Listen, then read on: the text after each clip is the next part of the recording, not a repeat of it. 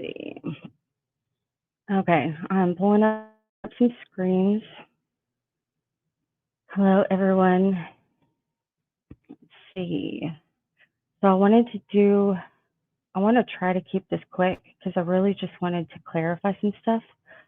And I thought the best way to do it would just be to kind of run through one of the docs I made a while ago I just pulled all of the references from the filings to any of the reports from Orion. And I put them in order because I always do. But I'm trying to pull up my share screen. Let's see.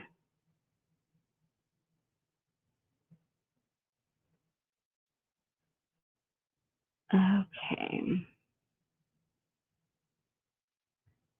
Okay. I don't have YouTube open. What? Hang on, let me see if I can figure out the echo. Let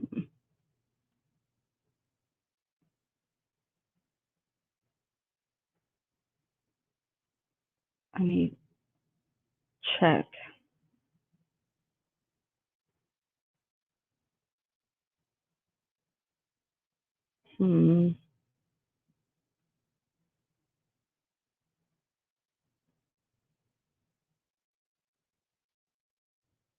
Okay, is that still oh. Okay. That was you, not me. Okay, well, let me turn this back up then a little. I was trying to turn it down while I figured it out. Hold on. Okay, so let me go back to my screen now. Okay, so one of the things about Orion is once it's deployed and activated, which is typically an as-needed situational decision, every situation that it's deployed to manage is unique. And so there are, I guess, customizations is probably the best way to describe it. And because of the nature of that, I'll probably be oversimplifying some things, but it's just because there's too many caveats to make for all the different this or that. So I'm going to speak pretty generally for the sake of making my point.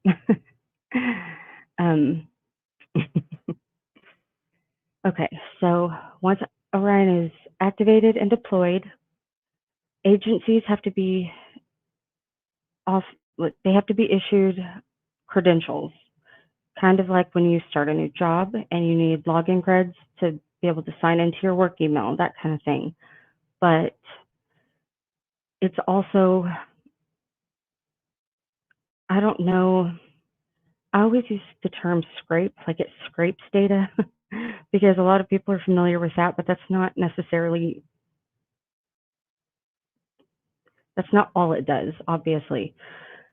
But Orion is actually given temporary access to police databases that are assisting with a certain investigation or a management system to kind of, so that way all the people who are assisting with whatever investigation is happening, they can all continue to submit the reports to their daily reporting management system, because not all departments or agencies use the same systems, but Orion can go in and kind of pull from all of them.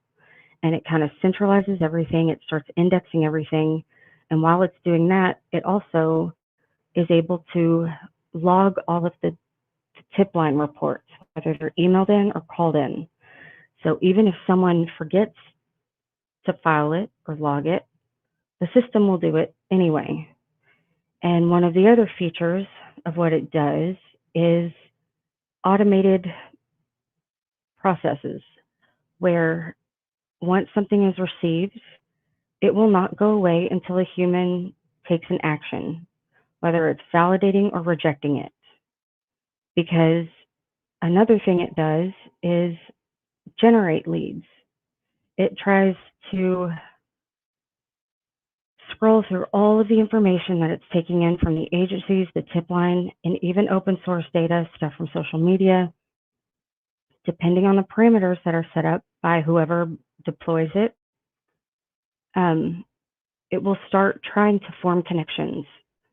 And I don't want to get too deep into the weeds on this, but if anyone is old enough to remember the Able Danger hearings, there was a hearing where Orion personnel had to go before Congress and answer some questions about how certain things work.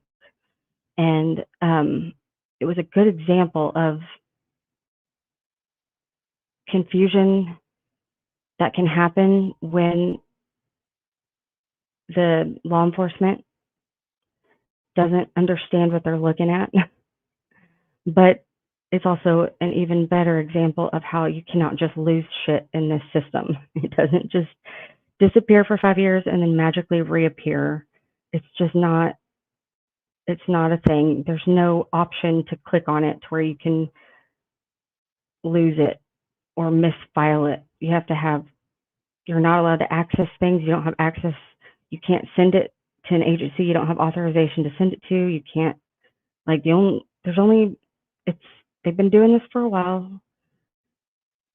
There's a lot of robust stuff built in, but that's probably as concise a way up overview I can give. And I am oversimplifying some things, but just trying to add some context to why it's deployed, how it works, all the different things it can do to assist law enforcement.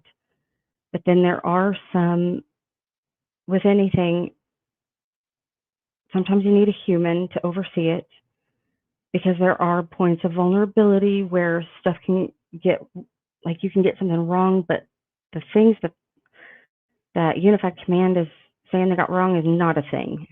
So, like, if they were to have explained this tip away in any one of those ways, I'd be okay with it. But the one Holman went with is ridiculous. Let me see. It disappeared. Yeah. So, all right, let me see if I can. I missed whatever Handsy Bay is, but hello.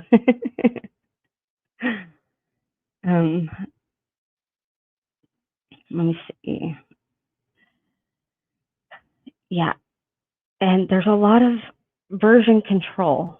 Like, anybody who has done any kind of, even just basic web development, if you've ever had to work on a team, you push stuff, and there have been times where I've had to, like, it logs everything, even if you don't want it to. Like, stuff that you thought, oh, okay, I thought I removed that branch or whatever. It's been 100 years since I've done any of that, so maybe there's a better system now. But, like, when you have version control tracking all of this stuff, like the software, Orion cannot do its job without version control, so that it can log when it was created, when it was received, when it was reviewed, when it was validated or rejected, when it was pushed. Like, it doesn't get lost. It can get ignored, but it's not going to get lost. And anyway, I'm gonna stop going on that tangent, because there's just too many caveats for the different aspects. Like, I could do like a 6-hour stream on that if I don't rein myself in. So I'm just going to get back to the tip reports. So on February 16th, the reason I put the thumbnail the way I did is because the first tip that we know of that came in was the day the new tip line was announced. And that night, there was also a search warrant, a local one in town. But the first tip on anyone that we know of that's familiar to anybody following this case was against Holder. And I mean, it's pretty descriptive. Someone who looked at his social media was already concerned about being part of the VSC. and some of the images that were on his social media. This was that evening, but the earliest, like 48 is pretty early. Once you look at how many tips came in by day 3, 4, and 5, it was in the thousands.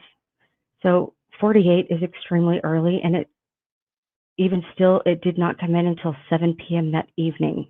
So they announced all this in the morning, but it took until 7 p.m. even to get to 48. And it was evaluated 10 minutes later. That sucker came in at 7:21, and people were at headquarters ready to go. They had people like, let's do this, send me. There were people coming from all over the state. Put me in, coach, send me where you need me. Anywhere you need some boots on the ground, you need someone to go talk to someone. There were people from all over coming to do this. And so 10 minutes later, someone evaluated it, and they started scheduling, because one day later, they got this dude from Logansport in a seat in Delphi. Mr. Allen's is the next one that we know of after Brad Holder's, because it's 74. There was nothing in between 48 and 74 in any of the filings that I could find. It doesn't mean there wasn't one. It's just the one, it's the only one I could make sense of or find or track down, and that's the one Liggett went with.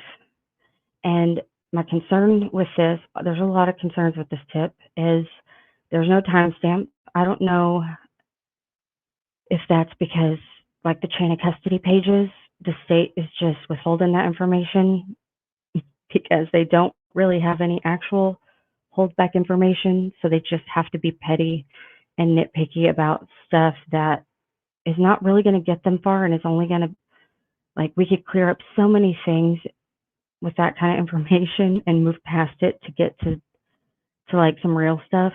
But again, I don't know if they omitted that because it would also include information like when it was reviewed and evaluated, and then who took the next action on it and what date and time that was. But we've got, he parked at the old Farm Bureau building. What I've been trying to do with this tip narrative report is figure out what he would have called into the tip line versus what Doolin would have contributed to it. So, like, if I were to try to take father of Logan Holder, ex-boyfriend of Libby, social media shows, like if I were to try to put that into my own report, because I reviewed it and then I went and interviewed this person and then tried to say, okay, he advised Logan Holder was the ex-boyfriend of, it says Libby, but this is one of those other things that's frustrating, is we don't know if the person reporting that was just like a sleuth and they got the girls' names mixed up because they were looking at people's social media, or if this was someone who knew Holder but didn't really know the girls and just mixed their names up, or if it's a typo. But I left it as is, and that's why I put it in quotes. I don't know. I just know that this is what, as far as we know, this is what someone called in. But when I use the other tips as an example to try to parse through Doolin's tip narrative, I feel like there's two different narratives within it that is hard for me to make sense of, other than the fact that one person parked at the Farm Bureau, which was not called the old Farm Bureau building at that time. It was just the Farm Bureau. It was downtown Delphi, and it was the parking lot for that. Within 20 feet, you have access points to every single one of the Delphi trails.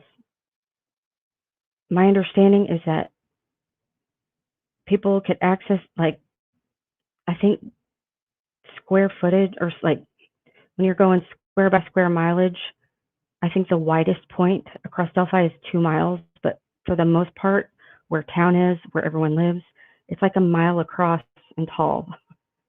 So these trails, you could walk from one side of town to the other pretty quickly. But the Farm Bureau had, it was where the building was on Washington Street, you could get to any one of the trails.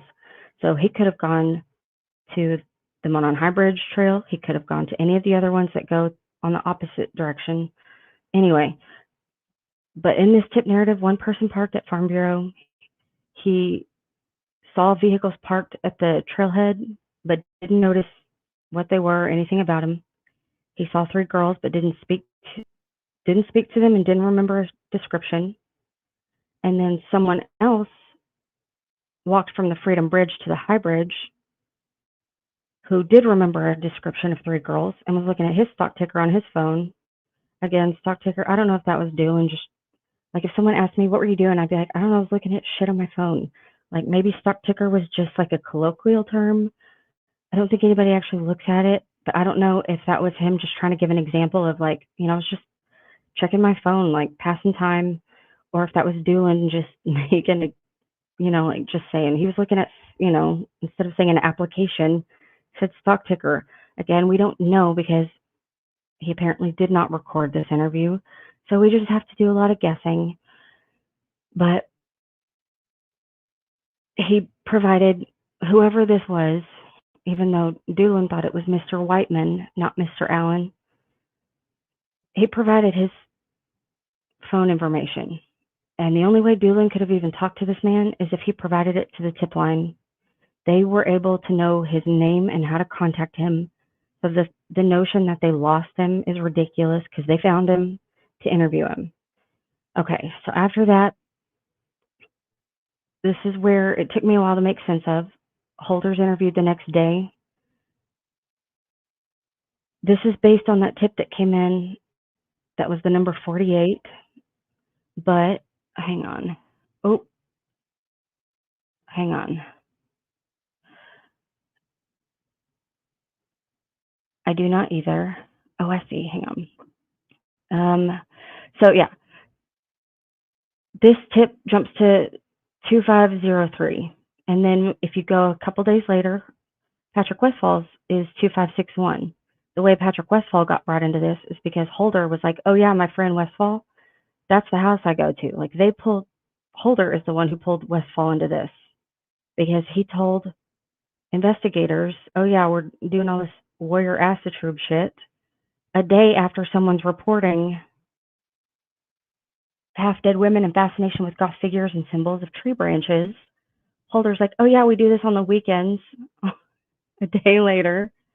And we do this at my friend Patrick's house, even though now Holder and Westfall's story is that they were no longer friends, but Holder was talking to these 2 detectives as if they were still friends.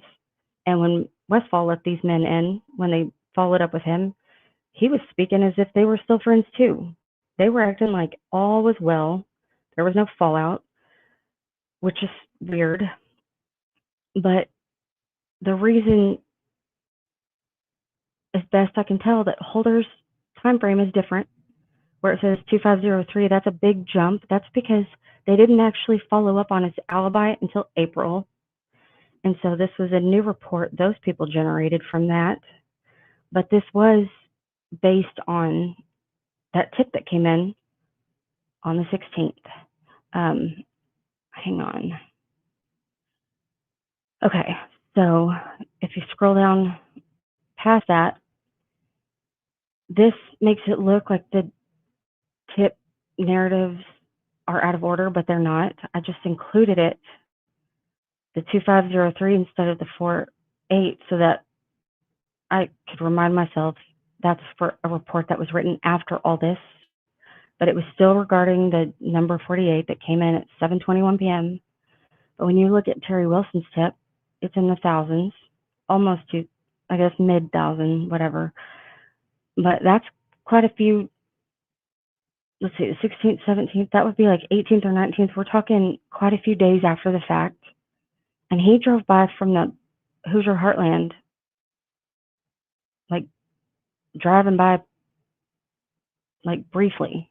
Like he must have seen it in, like in the blink of an eye. And he's remembering this days way after the fact. So that's just something to keep in mind when you put into perspective when this would have come in. It would have been the 17th or 18th, possibly 19th, and it doesn't appear that anyone actually followed up with him. It looks like he called this in, and when Liggett was trying to draw up a warrant, he was sifting through tips looking for anything around this time frame that he could that could fit, whether it fit with all the other ones that came in at this time or not, which is frustrating. So then you get back to February 18th and it looks like you're out of order, but it's not. It's just reflecting the real-time nature of when someone reevaluated this tip and took an action on it. And it looks like on the 18th, after Holder and Westfall were interviewed, Liggett personally approved it for further action. And so then you go back to Westfall's. Apparently this happened at his house, so they didn't record any of it. But he was like, yeah, I go to the trail all the time, very familiar. But me, Mr. I love nature. My entire faith is around nature and being outside. I actually was inside all day on that unusually warm and lovely day. I was home all day and stayed inside. Please, nothing to see here. And they were like, cool, man, thanks. That was it, which is baffling. So then on the 20th, they're up until this point, they are in manhunt situation. This is an active manhunt for this man who was on the same trail as the girls went missing around the same time. But because nobody was able to identify this man, they were like, we need to expand our search statewide. Because if he was local, we would have found him, but they didn't. So they assumed, okay, well, he's got to be from somewhere else. And this is also what happened with the BG video. They're like, well, this person didn't identify himself. We don't actually have any evidence to suggest he interacted with the girls or that this was him on the audio. But because we don't have anything else to go on, we're just assuming. It's not a terrible assumption. I'm not trying to say like it was ridiculous. I'm just saying it was literally no more than that. They don't have any evidence to support it. It was just a by default choice to declare him an official suspect just because they said they couldn't find this man. But then on the 1st, Liggett, apparently from the filings, he reopens this interview and clears Holder. In the Frank's report, it's associated with 2503, but that was not prepared until April. And so it had to have been that tip that came in the beginning for 48, because it hadn't been followed up on yet. So he couldn't have actually associated it with this specific report. It would have just been with whatever narrative report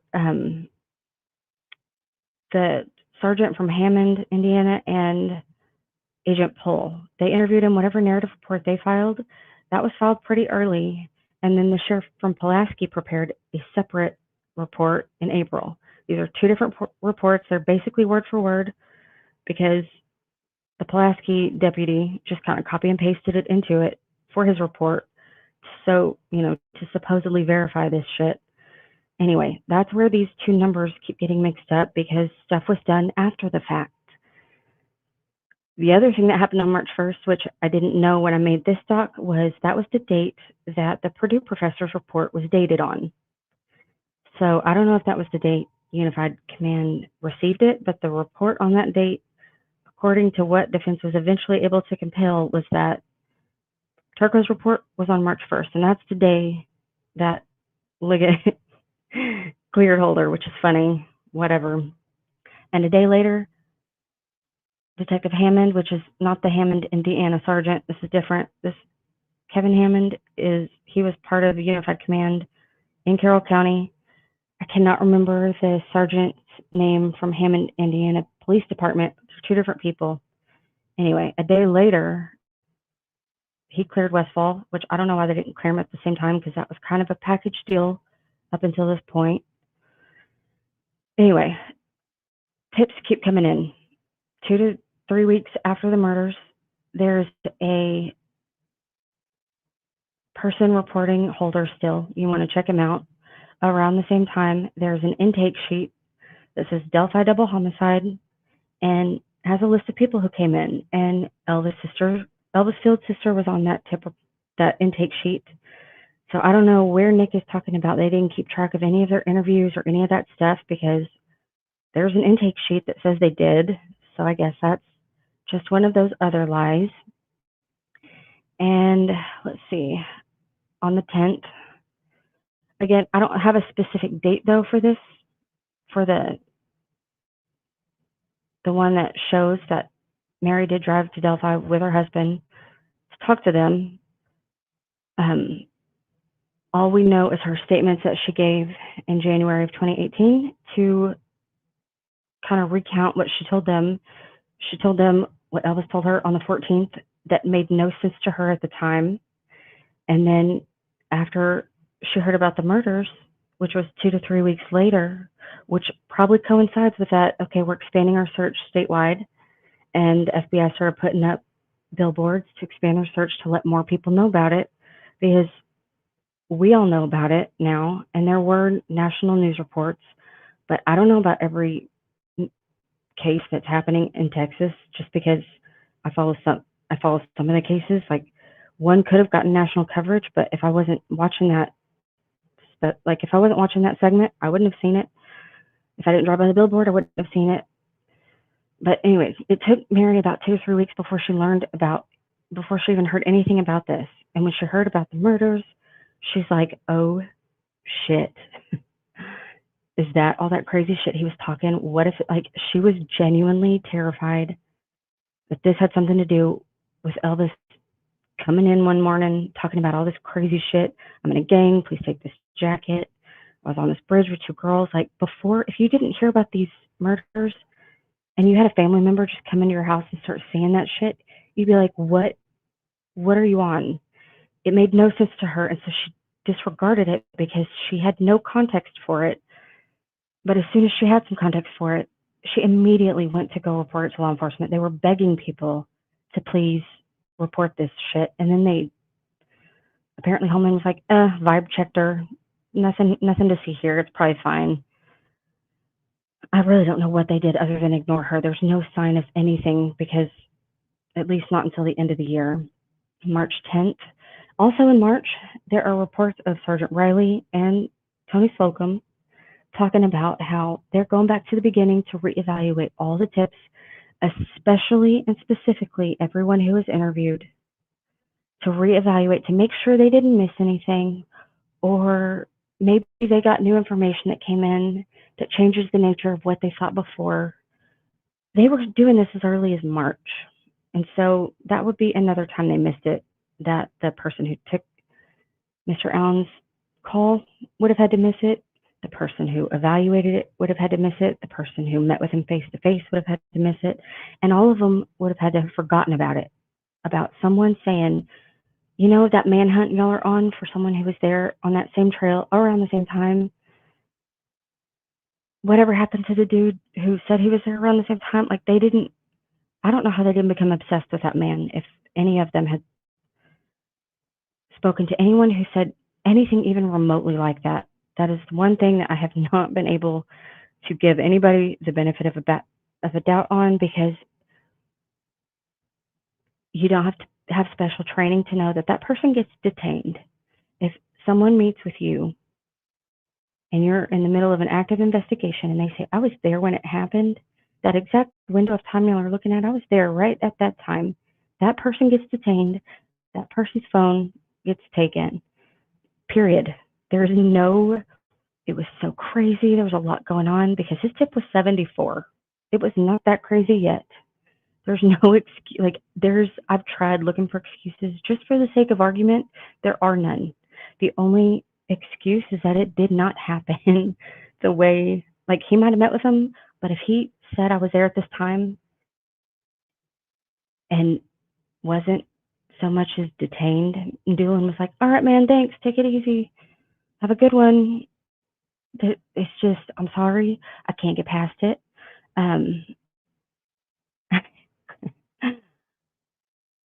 Let me see, I missed people coming in because I'm on my other screen, but Lysandra, Aaron, I'm trying to scroll in, but it keeps freezing on me. Royal We, hello. I think I said hi to Mandy earlier. R&M, yeah, everybody. Kayla, hello. Mart R, what's up? Rebecca Ann, Chelsea, Peggy, Teresa. Okay, it's not letting me scroll any further. Oh, Veronica, I think I saw her in here. She's in here. Hello, hello. I can't, it won't let me scroll up any further. I'm going to get back to this because this is already, I'm on a tangent here. Okay, so we're still mid-March. They've had at least one press conference with the families. Please, if you know anything, they've got people sending money from all over the state to the ISP to raise this reward fund to incentivize somebody somewhere with any information about anybody they think could have been there that day around this time to please come forward. And that little old ladies sending in their little, like writing actual checks, bouncing their checkbooks, and they're mailing it in from all over the country. This thing, and the FBI puts in the first 25 grand to get it going. People are putting up real money for this. So that's even more reason why it's hard for me. Like how, I'm not saying Doolin isn't callous and evil enough to like have no feelings about that or no remorse or concern, because he's not that type. But like, how do you let all these people send in all this money to incentivize anybody with information that you supposedly have? And what, the person who took his call didn't have it either? They couldn't be incentivized with money to come forward, even though, like, why are those people helping if they're not being helpful? Like, there's just too many. This is one of the things that most people try to say against the defense theory about, oh, it would be the number of people that would be required to, you know, to be in this conspiracy to frame him or whatever. Number one, nobody's saying he's being framed. This is like a tunnel vision fuck up situation where someone is like, I wonder if this guy could be our big break. Maybe he is, maybe they hoped he was. But when he wasn't, they're like, well, fuck it. We've got him and we're keeping him. And we're not doing, like, Holman made up his mind, whether it had any basis or not. That doesn't require a conspiracy for people to take Holman's word. The freaking superintendent of the state police was referring journalists to Holman for comment and follow-ups. Like, oh, he'll keep you in the loop. You know, contact Holman, he'll let you know. So then when people are contacting Unified Command, Holman's the one that has been legitimized by the superintendent of the ISP as the one who can just say something, and that is so. This doesn't require a conspiracy. It just requires colleagues to take each other's word, professional courtesies of, okay, why else would he say that if it wasn't true kind of shit. Like, people just have to be too lazy to just follow up on it themselves, or too trusting to just take Holman or Liggett's word for shit. Oh, he's cleared? Okay, cool. I'll drop it. I'm not going to waste time on that. I'm going to go, because they also had a tip backlog to get caught up on. So they're like, well, why would I waste time on someone who's been cleared? I'm going to go check out these ones that haven't been looked at yet. So, like, this isn't a conspiracy for this to happen. This is numerous points of failure. But when it comes to their theory about how this tip got lost, like, that does require a conspiracy. For it to happen the way Liggett told the judge it happened, that would require the person who took the call to be silent, Doolin to forget about it, the person who reviewed it and evaluated it to be silent, all of the people who went back to the beginning to reevaluate all this, they would have had to have been silent, because they can say it got lost in the shuffle, but that's not a thing. It has an actual Orion number. Orion generates these numbers as they come in. Orion's not going to accidentally generate 74 if it meant a different, you know, like, it's automated. Like, if his was wrong, then we should be reevaluating all of them for being wrong. So that's why I get so hung up on this, is because their story doesn't line up, and that one does require willful ignorance or obfuscation or straight up lying in order for Liggett's story about what happened to this tip to be true. That is a bigger problem, because that requires actual misconduct. Anyway, as March goes on, I mean, people just keep calling tips in on Holder, but because he was cleared on the 1st for nothing more than a vibe check, as far as I can tell, because the only report that had come in at that time to review, to make that decision on by March 1st, was the one from the 17th, and that was saying, okay, I got a call from Delphi PD on the 13th about the girls. My son is friends or dating one of the victims, and me and my friend do acid true in the woods, and we're warriors, and we love nature. Like, that's all Liggett had to go on report-wise, unless he also did have Turco's report. But even according to Nick, the latest filing that Nick put anything about the Purdue professor's report had he kind of block quoted the intro paragraph of the Turco report, and the first paragraph of that sucker says, I obviously can't interpret something that's personal to people, but these are very clearly runic. Like, he was not ruling anything out. He was introducing a very nuanced thing about it's hard to know what someone else was doing, any private choice when it comes to runes. Like, those interpretations are personal to individuals, kind of like prayers. It's hard to know what someone's prayer is if they don't tell you what it's really about. Like, the magical thinking stuff, whatever. Like, it requires a nuance, but like, it's one of the two things can be true at the same time. He also launched into, there is an extremist, bastardized version that is practiced by certain groups. It is not the same practice as other things, but he was trying to better inform law enforcement about these two things that are kind of in conflict with each other, but are true at the same time. This is the report that was dated on the 1st. So even if Liggett didn't have it by this date, he would have had it at some point in March. And you would think it would start setting off some kind of alarm bells as all these other tips start coming in after all this.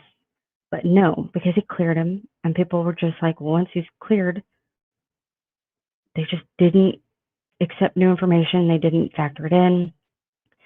Then you get to someone calls in, and he's not just like, oh, I saw something on his social media or other stuff. This is someone who knows him, is like, this sounds like the audio y'all just released.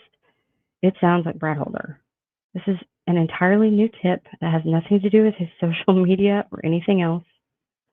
But he'd been cleared, so they were like, whatever. They just let it go and ignored it. And it wasn't until a month later,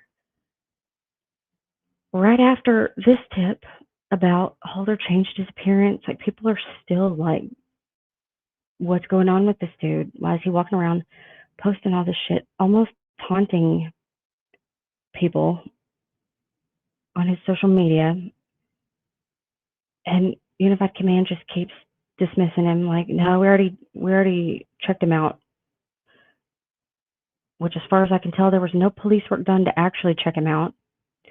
Someone even posted that he was straight up responsible and told the police that he's pagan, murdered the girls as sacrifices, and left an F on one of the victims, and that his son was Abby's ex-boyfriend. Whoever received that one conducted follow-up, or the person who evaluated it recommended following up. Nobody did, though, because Liggett said he was good for it. And then it's just, you skip to August, and someone followed up with Holder. In October, Elvis confessed to his other sister again. He told her, I'm going away for a long time. It's hard not to read too much into that because of the timing of it.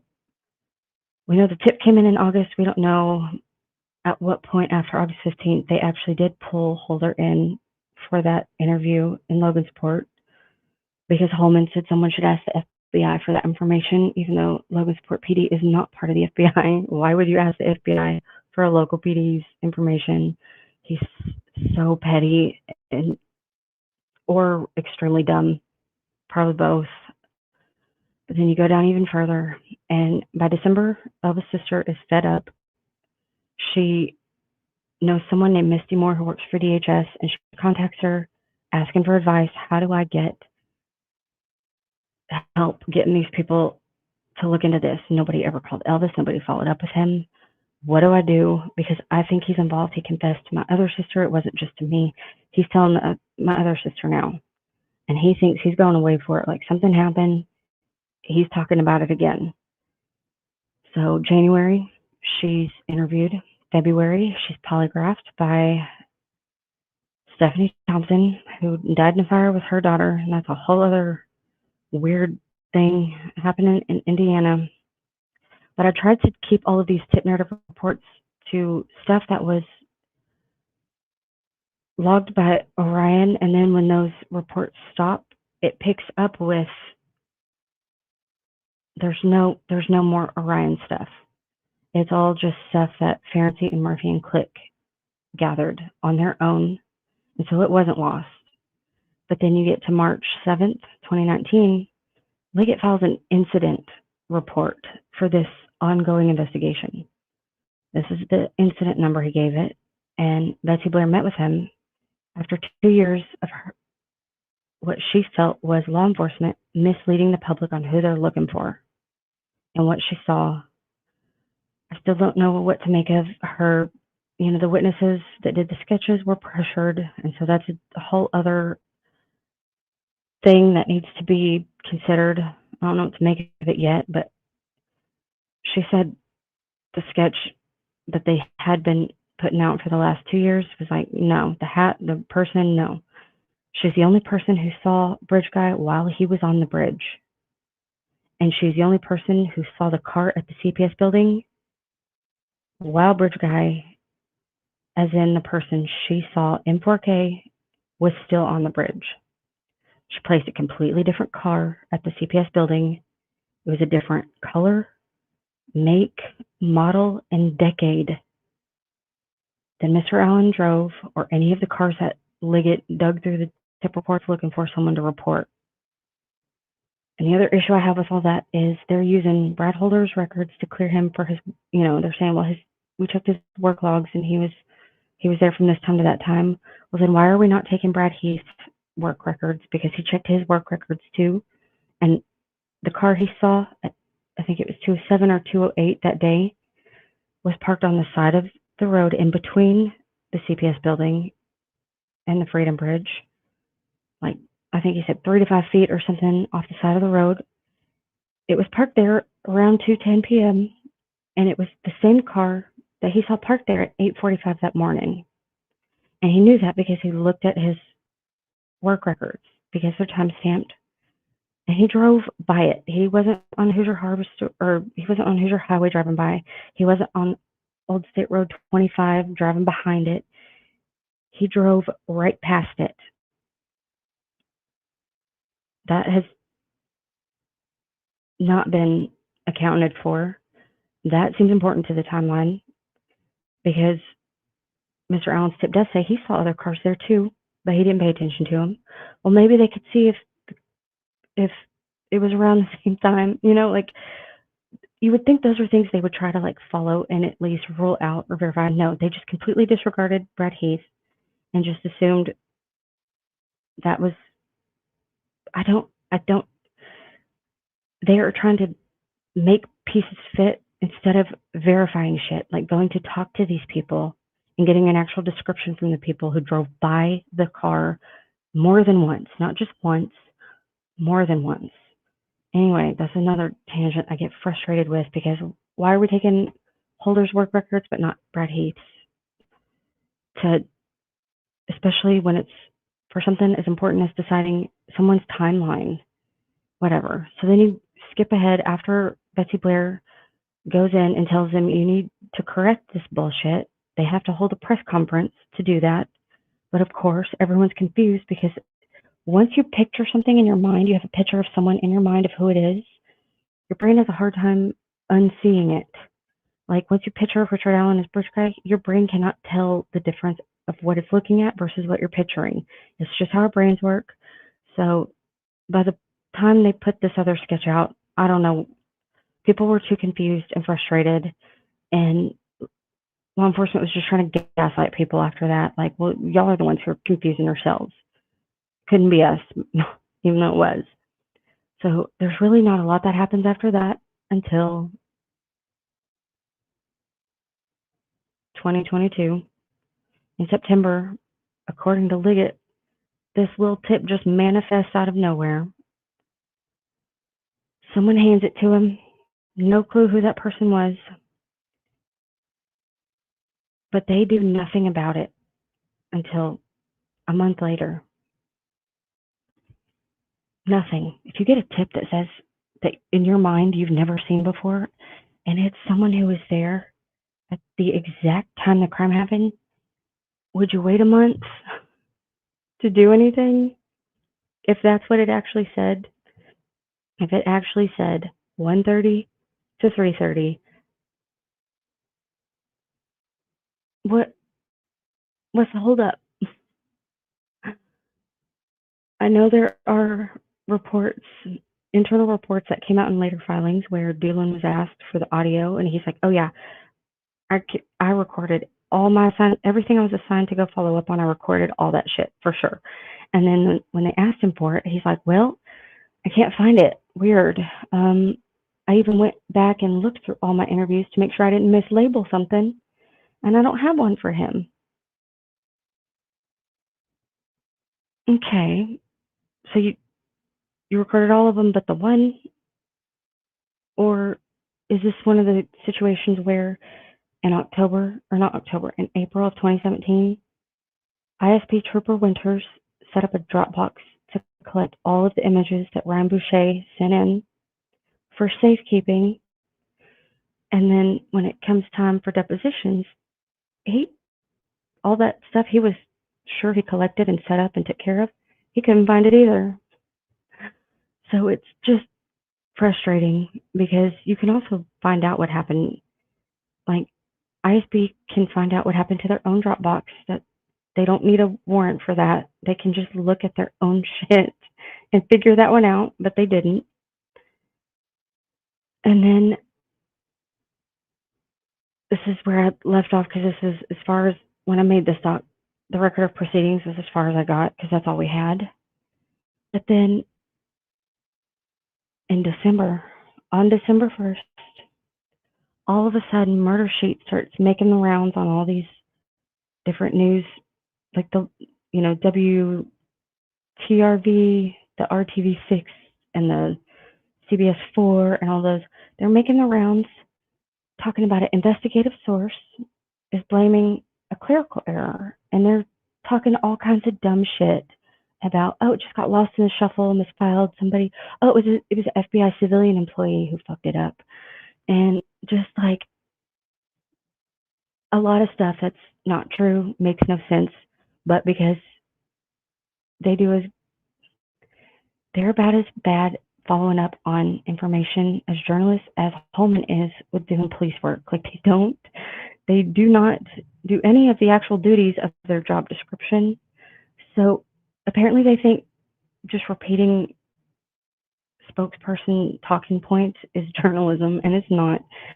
That's not a thing. They clearly did not ask anyone or try to vet that information, or else they would have never run around going on all those little interviews talking about it got, oh, well, it was just entered incorrectly. Okay, well, that's a typo. Is the information that was entered incorrectly the name and the time that he was there? Because are you sure that's a typo and not them changing something after the fact like they did with other stuff? That's why I get stuck in this cycle with these tips where I'm trying to make sense of it. But the other thing that frustrates me about the December 1st is defense is the only one who got their asses chewed out for putting out a press release that day, which Nick McClellan is still clutching his pearls over. The judge cited like a year afterwards that she was still huffy about. But nobody's mad at Murder Sheet or their investigative source making these extrajudicial statements after they were all on the same page about not talking to the media about this shit. So that's why I get so upset about this, because we have a prosecutor and a defense who are not being, one is being held to a certain set of rules that the other one is not being held to. And that's just inherently biased. And the fact that the judge sees no problem with any of this Makes me nervous that she's the one that's supposed to be calling the balls and strikes, because all she has done so far is call the shots, and I don't like that. It's not productive. It's not actually, like, if you're actually concerned with solving the case and getting actual closure, this is the worst way to go about it. But I did want to explain all these tip things. Like, I'm trying to put them all into perspective. There is a lot of confusion around parts of it, but there are certain parts of it that are very clear. Like the early days when those things came in, there's timestamps. The February 16th, the one that came in, that was number 48, we have the date and the timestamp for that. So even if the date that Doolin met with Mr. Allen in front of Wallman's, it could have been plus or minus a day, but not before. It could have only have been afterwards. He couldn't have been interviewed any earlier than the 16th, because they also didn't even announce that tip line before the 16th. There was the regular Carol, you could call the sheriff's department and all of that, but they didn't have Orion logging that shit yet. When the tip line was announced, it was because Orion had been activated and deployed, and it was going to log that shit whether someone misfiled it or mislabeled it or not. And so that's kind of my issue, and I feel like it has to be put into perspective, because there was a lot of chaos over time, and it wasn't very organized. But in the early days, when you're talking not even up to the 100th tip, it was not chaotic. It was not confusing. They didn't have 100 people's phones yet. They didn't have thousands of tips yet. They had thousands of investigators and like 100 tips. They had more than enough people to handle all of it. They had more than enough people to follow up on it immediately. So, like, their story is just not checking out. And they need to show their work. The judge is not making them show their work for anything, which is ridiculous. But the other thing, let me see, I wanted to pull up and I wanted to go over was Ives' statements. Hang on.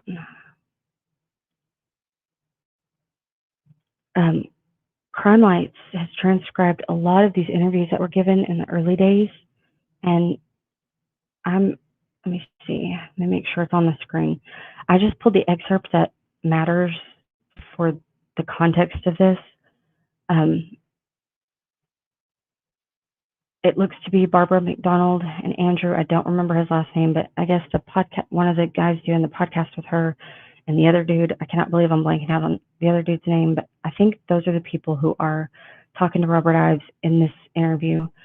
But he talks about how they ask him about, I'm just going to read it actually. Okay, were you ever presented with possible suspects? Ives answers, not in the sense that somebody said, Rob, do you think there's enough evidence here to charge this person? But in the sense of, we have this and this and this, what do you think? Yes, there was some of that.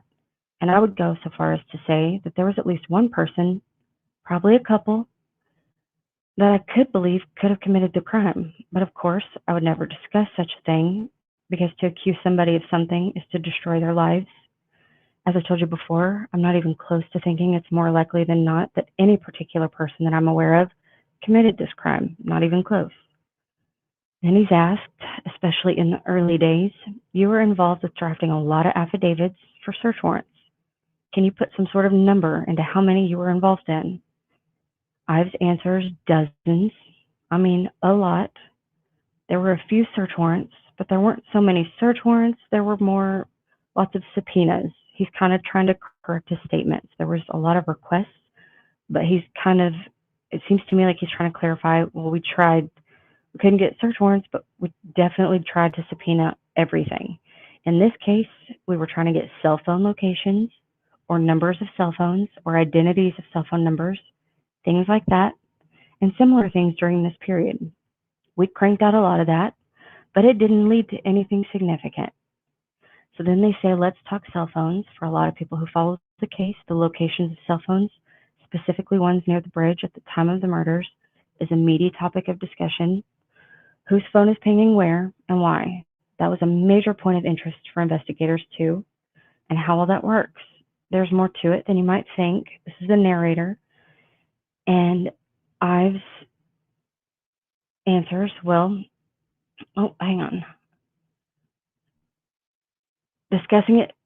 Okay, I cut off the very top of this little thing, the second page, because I was trying to merge them. I'm just going to pick up where he picks up the important part anyway. Okay, so people would come to Robert Ives and say, well, if you want to know a cell phone location, why don't you just get a search warrant? And Ives says the problem with that is, let's take this case. It's perfect. For example, there's a tower near the crime scene, and the cell phone's pinged off that tower around the time of the crime. We would like to know who they pinged off.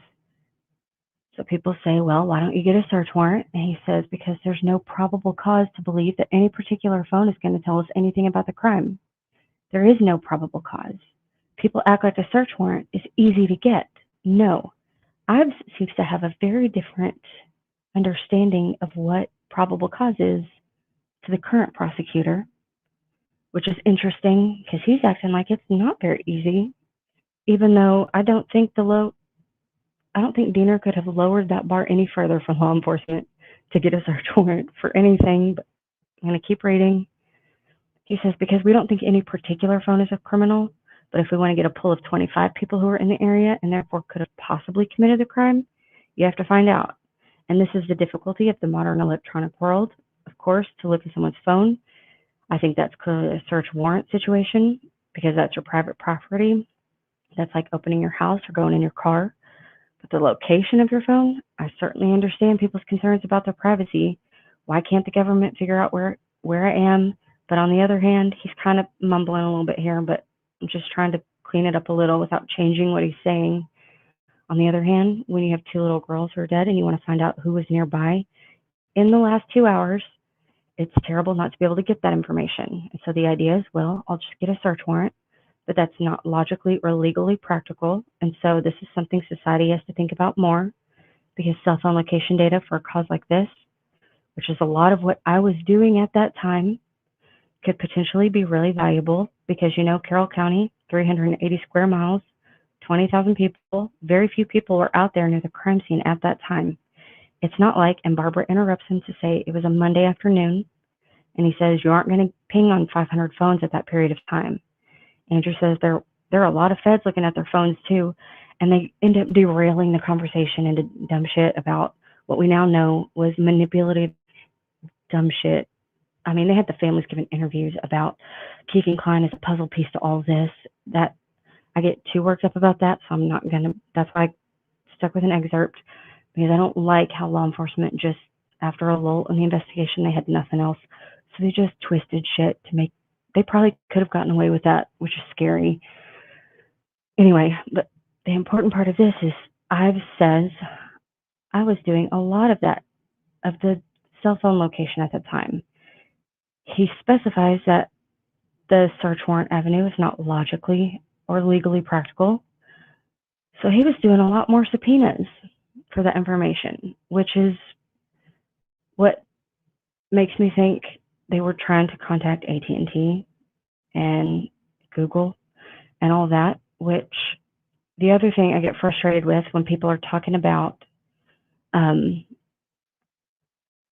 well, if Mr. Allen's phone didn't register, if he was at the bridge, why didn't he show up in anything? Well, when you're talking to Geofence, it's a very specific area. And if they were not able to get search warrants for a big blanket area, they would have had to have had a very narrow area to draw that geofence around if they wanted to get any subpoena approved or granted or anything. So they probably would have had to say, I would think, around 60 to 100 yards around the crime scene. This is my personal best good faith guess, is that law enforcement would have had a very small circle. You do a circle instead of any kind of other shapes for different kinds of reasons. At least at that time, like they're just very general basics that they would have stuck to. And let me see if I can pull up, hang on, the little map. I think Sleuthy has a way better map, but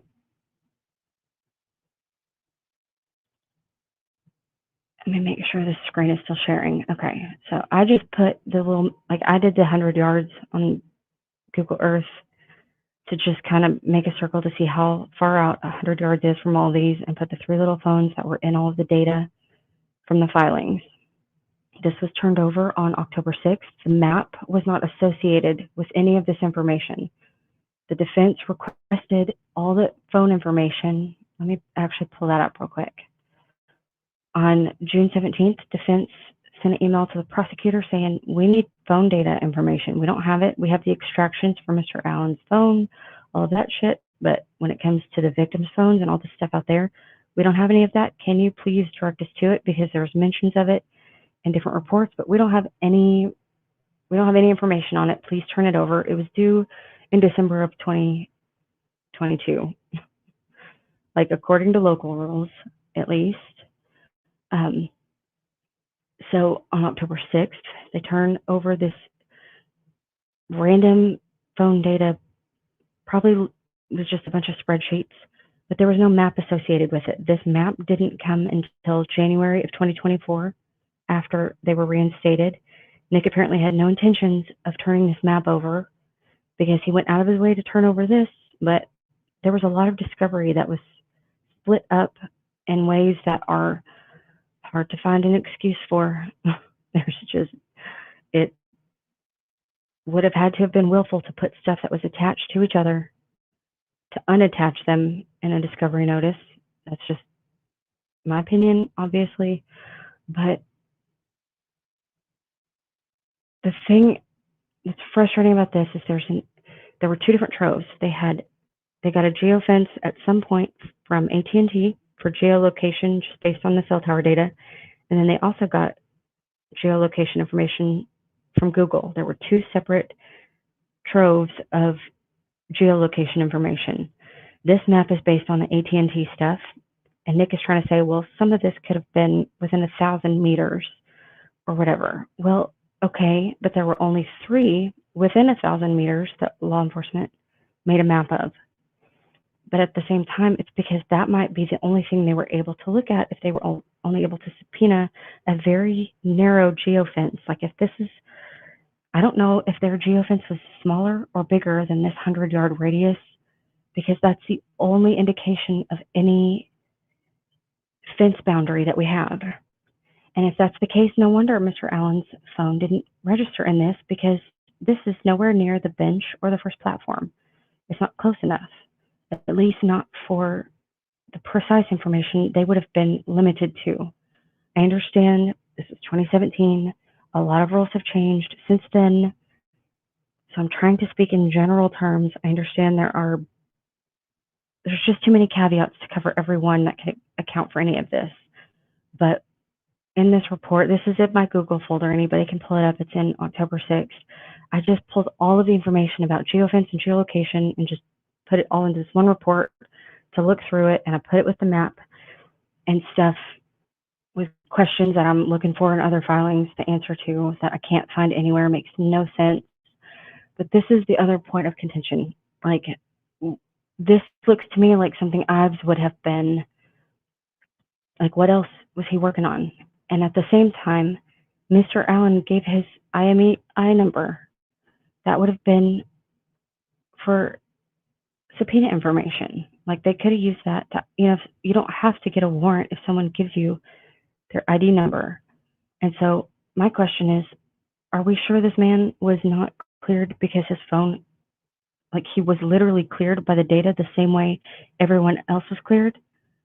And then they are just backdating these reports or adding contributions after the fact that are not actually reflecting what happened or accounting any of the facts that changed the nature of that. Like, there was another vehicle at some point at the same time that Betsy Blair saw.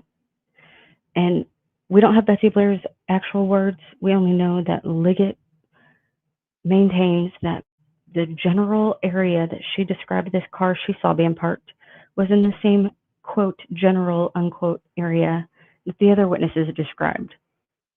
Well, halfway in between, like, the side of the road and the CPS parking lot, little driveway, I guess technically that's the same general area if you're speaking generally, but those are 2 very different things. And there's just, The person that she saw had poofy hair. Kathy Allen was interviewed on the 13th, and she said his hair was shaved. This is a different person in a different car. And I understand witness testimony when you're talking like what color was something, or did he have a flannel shirt on, or like was that a plaid flannel shirt or a brown flannel shirt or brown flannel shirt? Like there are things that witnesses can easily mix up, but when you have like a different decade, it's just that's a big enough difference to where you might start thinking, okay, someone with a shaved head is obviously different than someone with poofy hair. Someone without facial hair is obviously different than someone with facial hair. Like there are certain things that are like, okay, this is a different person. This person didn't change their appearance before or after. Like he had always kept his hair a certain way, and this person, Betsy Blair, is the only person who saw him in person while he was on the bridge. So even if he was not the same person the group of 4 girls saw, he was the person that was last seen by any of the witnesses that day that we know of. My other issue is, did anybody ever figure out if they rolled the Maxwell kid out because they found out he was not the person walking down 300 at 4 o'clock, or because they searched his house and they got phone records and were like, okay, that wasn't him? Like, how did they roll him out? I obviously do not think he was involved. I try to stress that every time I bring this up because I'm not trying to bring it up in some sort of sneaky, well, I think these people, I don't think he was involved. What I'm concerned with is the stuff that Robert Ives was talking about in the early days, all of these warrants, all these subpoenas, all this phone information that they did in fact have in the early days, and all this shit that they were using to clear people.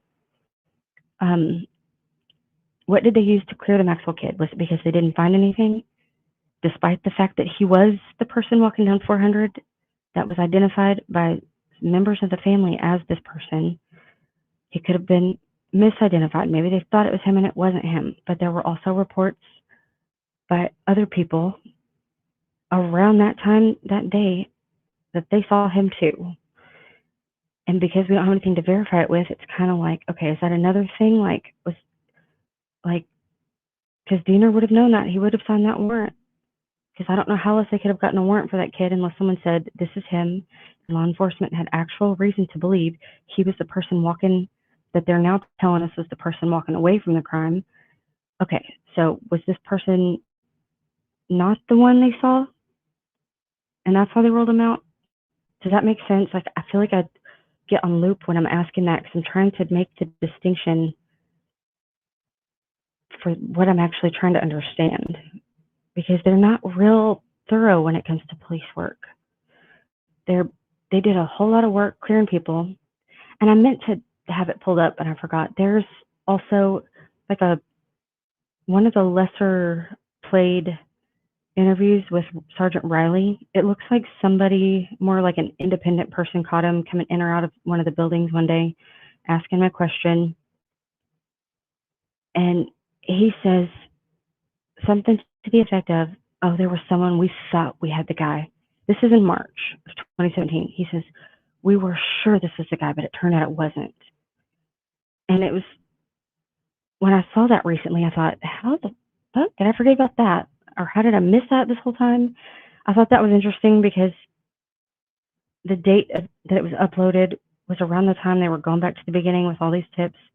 And then there was another report that I clicked on after that because it was dated around the same time. And the media, all the local news stations that were known for doing all the Delphi updates, even after like the national media started losing interest, they were the ones who would always put out the local press releases from ISP or Carroll County anytime they were trying to drum up more hype to try to generate more tips.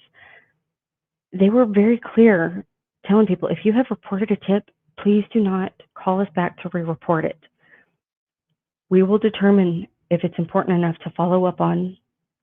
We have a backlog. Please do not re-report or try to keep following up. We will don't call us, we'll call you. If you called it in, have faith in us that we will get to it. If it's important, we'll get it. So when people are saying, well, why didn't they keep asking for anybody there that day, why didn't he call in? Well, there's apparently more than one news report where they're telling people not to do that. So it looks to me like the day they were telling anybody and everybody who was there anytime from this time to that time, from this area to that area, please call us and let us know if you saw anyone or anything, and we'll decide if it's important or not, no matter what time you were there. And Mr. Allen did that. And then when they started telling people, okay, do not call to follow up. If you think we didn't follow up with you, it could be because there was nothing to it, but we'll decide. And so it seems to me like he's real good at following directions. He what they asked the public to do, he did. Elvis Field's sister was pretty good at that too. They were asking public for this information. She called and gave it to them. And there's only one party in this whole thing that seems to be real bad at how to proceed with information and police work. So that's why I get frustrated. I don't mean to dunk on them so hard. I'm trying to be restrained because I understand there are some people who still have their faith in these law enforcement officials. I don't understand why I would have already been jailed for contempt for for asking my questions about this shit. Gold would have had to put me in jail. I would have been like, fuck your protective order, your gag order, like shove it up your ass. Like I'd get my statements in because I have questions. I understand it's different when you're in a small town and you have to live with these people, so I don't fault them either because it's easy to think you would do one thing or another thing. But when you have complicated family dynamics, that's a whole other issue. You have to learn to pick your battles. I don't fault people for how they pick their battles when it comes to family, and I just don't. I think people should be able to trust law enforcement. They should be able to just hope for the best. I think Unified Command just on an unforgivable level failed these people. And I think that it drives me crazy. That's part of why I think I am so I do get so heated about it, is because I just, you know, while they're fucking up, these people are out there making excuses for them because they have no idea about all these fuck ups. Mullen and Holman definitely didn't mention that in their little affidavits to the judge about why they need to keep this stuff sealed to protect the integrity of this investigation that was hanging on by a fucking thread based on a lost tip that they never verified. This whole Hoosier Harvest Store video stuff is the closest I can give anybody the benefit of a doubt on. But even then, that's like 25, 30 minutes before the girl even showed up driving away from the trail. And nobody after that actually positively identified that vehicle as being parked at the CPS building later. The state's own witness placed a different vehicle at the CPS building later. So I don't know where they're getting this. I don't know why people are just doing so much mental gymnastics to make certain pieces fit with other pieces that don't fit. I mean, I do know what, like, I understand once you make up your mind, it's hard to change it. I get that. It's just human nature. But I did want to talk about this is not as quick as I wanted it to be, obviously, because I get worked up. But I'm trying to, like, one of the things I'm trying to kind of parse through and better lay out and dissect is the early day subpoenas that Ives was talking about and how to make sense of that with Mr. Allen apparently providing that exact information to them. And the only way I know a tip could be, the only way Orion is going to stop pushing a tip to a person to take action on is if someone takes an action on it and they dismiss it or clear it. But you're not supposed to be able to just, like, Liggett, they're vibe checking people and they're like, cleared, we checked on it. You're supposed to actually include and attach information that you based that decision on. And, Orion will kind of track that along with the case file number, the tip narrative, like, to keep it all, that's why they deploy and activate that thing. It's a good little case management system. But if they're not attaching any police work to do their police work, like to justify clearing people, that's a problem. And it's a problem because the absence of that is like some people are saying, well, just because it's not there doesn't mean he wasn't, it doesn't mean he's actually cleared. Okay, I don't know what country these people live in or what country they want to live in, but yeah, that does matter. If there's like presumed innocent, we presume them innocent for a reason, and we make prosecutors carry the burden of proving what did or didn't happen, not defendants. That's just how it is, and it's for a good reason. And I get frustrated watching one person after another lower the bar for the prosecutor's burden, asking Mr. Allen to prove who was out there or not out there. If law enforcement is having a hard enough time getting this information, actually, I'm going to end on this note. The one challenge I try to put out there to people talking nonsense about, well, why wasn't his phone there? Or why didn't it register why can't he just tell me where he was? If any one of you would like to bring me one of your phone records or devices showing me exactly where you were I'm going to do it. This is a 5 years difference. By the time they brought Mr. Allen in, it had been 5 years and 8 months. So let's say, what is today? I don't even know what today is. August of 2019 on August 15th. Where were you from 1:30 to 3:30? I'll accept your Wi-Fi history, your phone record, whatever data you think Mr. Allen should be showing you people 5 years after the fact, that he should be able to just pull up real quick and easy after they've taken him into custody somehow. He was not, like they're asking him 5 years later, not at the time. He had already given them his phone. They did go get all his devices, and according to Holman and Liggett, they did extractions on his devices and his computers, and there was nothing connecting him to the crime or the victims. So if you like, I just would love to see what somebody on their own could show me for their whereabouts between that very specific time frame that day, because I don't think the vagueness around this is his fault or the defense's fault. I don't know.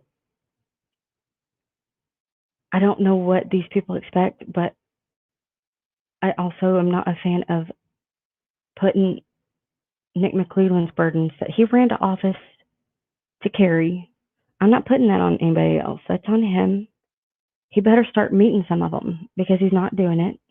All he does is woke scold everybody and tell everybody nobody knows what they're talking about except for these dipshits who lost everything and deleted everything.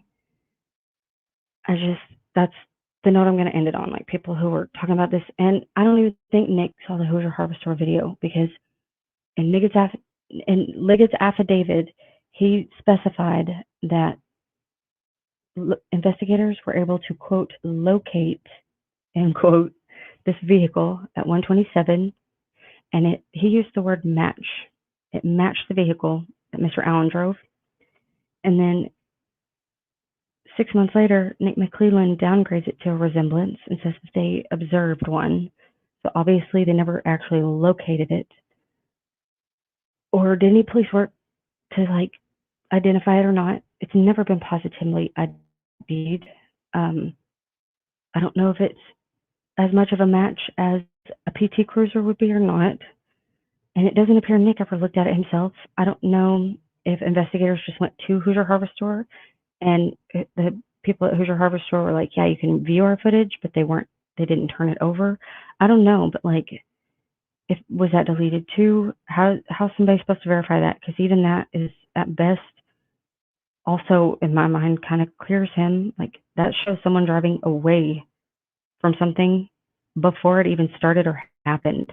Like maybe the old farm building that he parked by was the Mears farm. It's an old farm. Maybe he parked there and he left at 1:30, and that's what you see. Like that's my problem with this is people are acting like there's only one way to look at this and there's not. And so I would like some answers. I don't know why the prosecutor, and you would think they would want these answers, but they don't. I find it weird. He confessed to looking at the fish. We don't know. We don't know. I hate when people put it. You know who else confessed to being?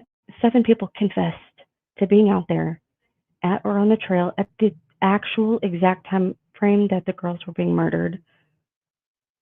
And one of them met the same description, the exact same description that the only other people there that day described were the 4 girls who saw someone speed walking past him on the trail earlier, like he was walking somewhere with a purpose.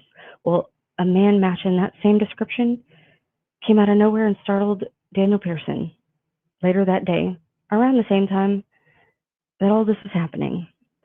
So, like, I don't know if they were looking at the fish. I bet they were looking at the creek. They hung out on the bridge for like an hour. But Mr. Allen was not the only person who went out to the, even I've said people, it was not uncommon for kids and people, all kinds of people went out there.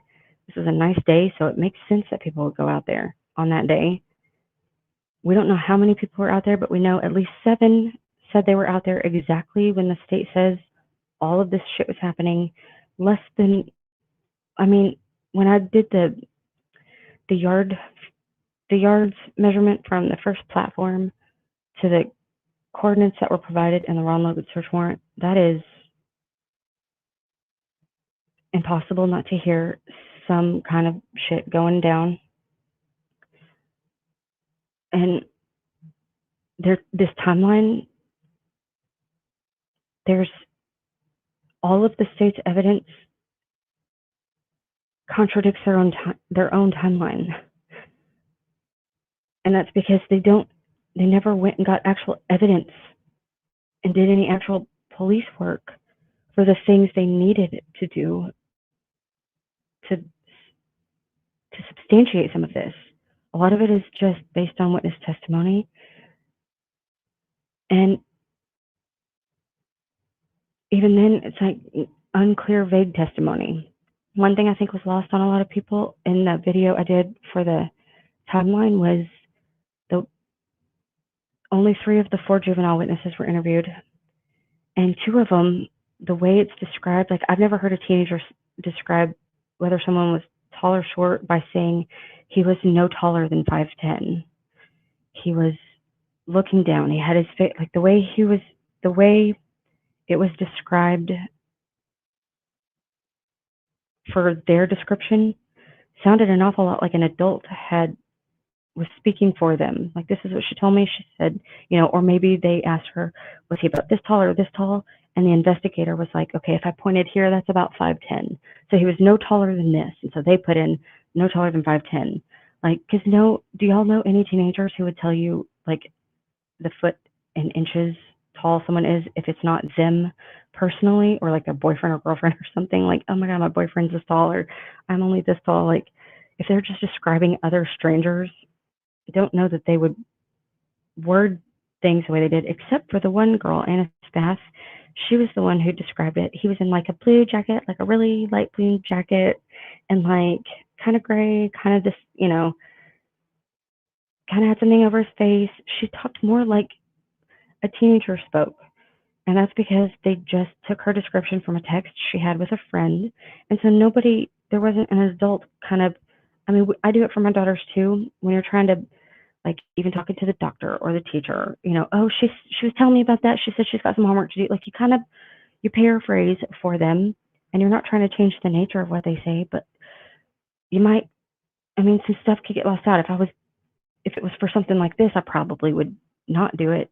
But that's the only example I have to kind of relate it to. Is there are 2 out of those 3 witnesses who gave a description that didn't sound as natural as the others.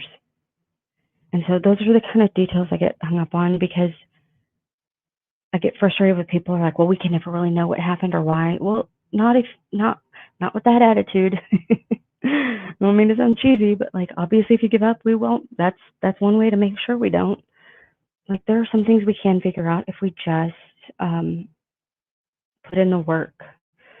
And just because Unified Command was like, well, let's vibe check this, interpret that, let's see what makes the most sense to me. Okay, well, sure, but maybe we could do some police work instead. I feel like that would be ideal. I feel like we give people badges for stuff like that, so maybe we could get them to start doing some of that, and maybe they could start showing some of that work. I don't know why they get so butthurt when people are just trying to figure this out.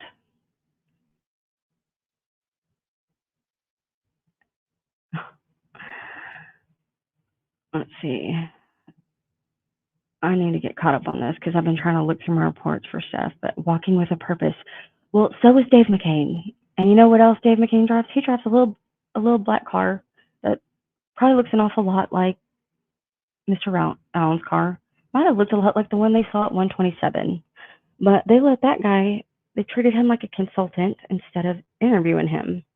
He was allowed to kind of help them track everybody down and review stuff according to locals. There's obviously no way to verify any of this because law enforcement's not real big on verifying shit. But, I mean, everybody described him as walking around with a purpose that day, and he had his face covered. A man walking with a purpose with his face covered was seen around 1:30 p.m. and again around 3 p.m. My concern is that all these people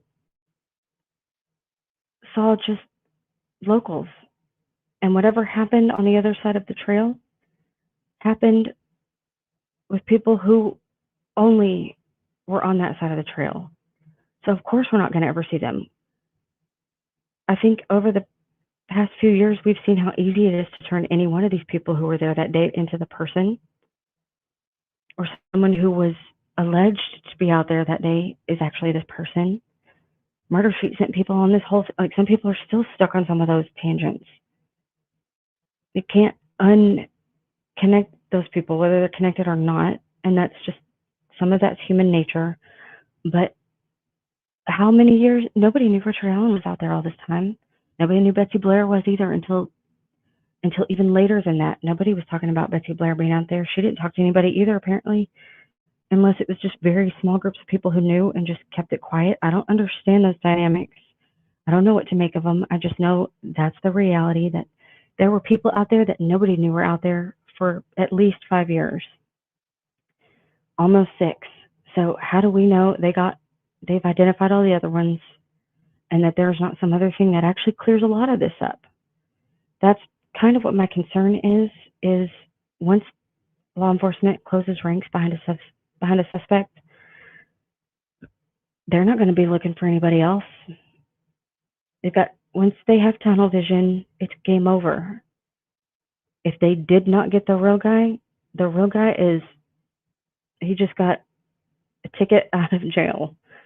And that's what scares me. And I know some people are like, well, they usually get the right person. Well, I would love someone to show me where in law enforcement's own police reported crime data is evidence of that, because their clearance rates are shit. That's not true. It's just not true according to their own data. I'm going to leave it at that note. I'm not trying to be mean for fun or to dunk on them just because I'm bored. Like, these issues are important to me. I think they do matter. I know some people like to argue over the speculation stuff, and we can argue over that stuff, but like, I feel like there's been so much of that. Like, at some point I would like to get to checking some of the work the police said they did. Like, I think that seems more important. At least personally, I'm more interested in that. So I'm gonna leave it on that note. I know I missed a whole bunch of, I don't like to, I always feel weird saying it because it just is weird, but like, I'm very dyslexic, which is part of why I'm so compulsively, like, I compulsively check for mistakes and errors on my part, because I know how easy it is to make them. And so I'm very thorough, and I have all these weird little neurotic things that I do to catch myself, to double check myself.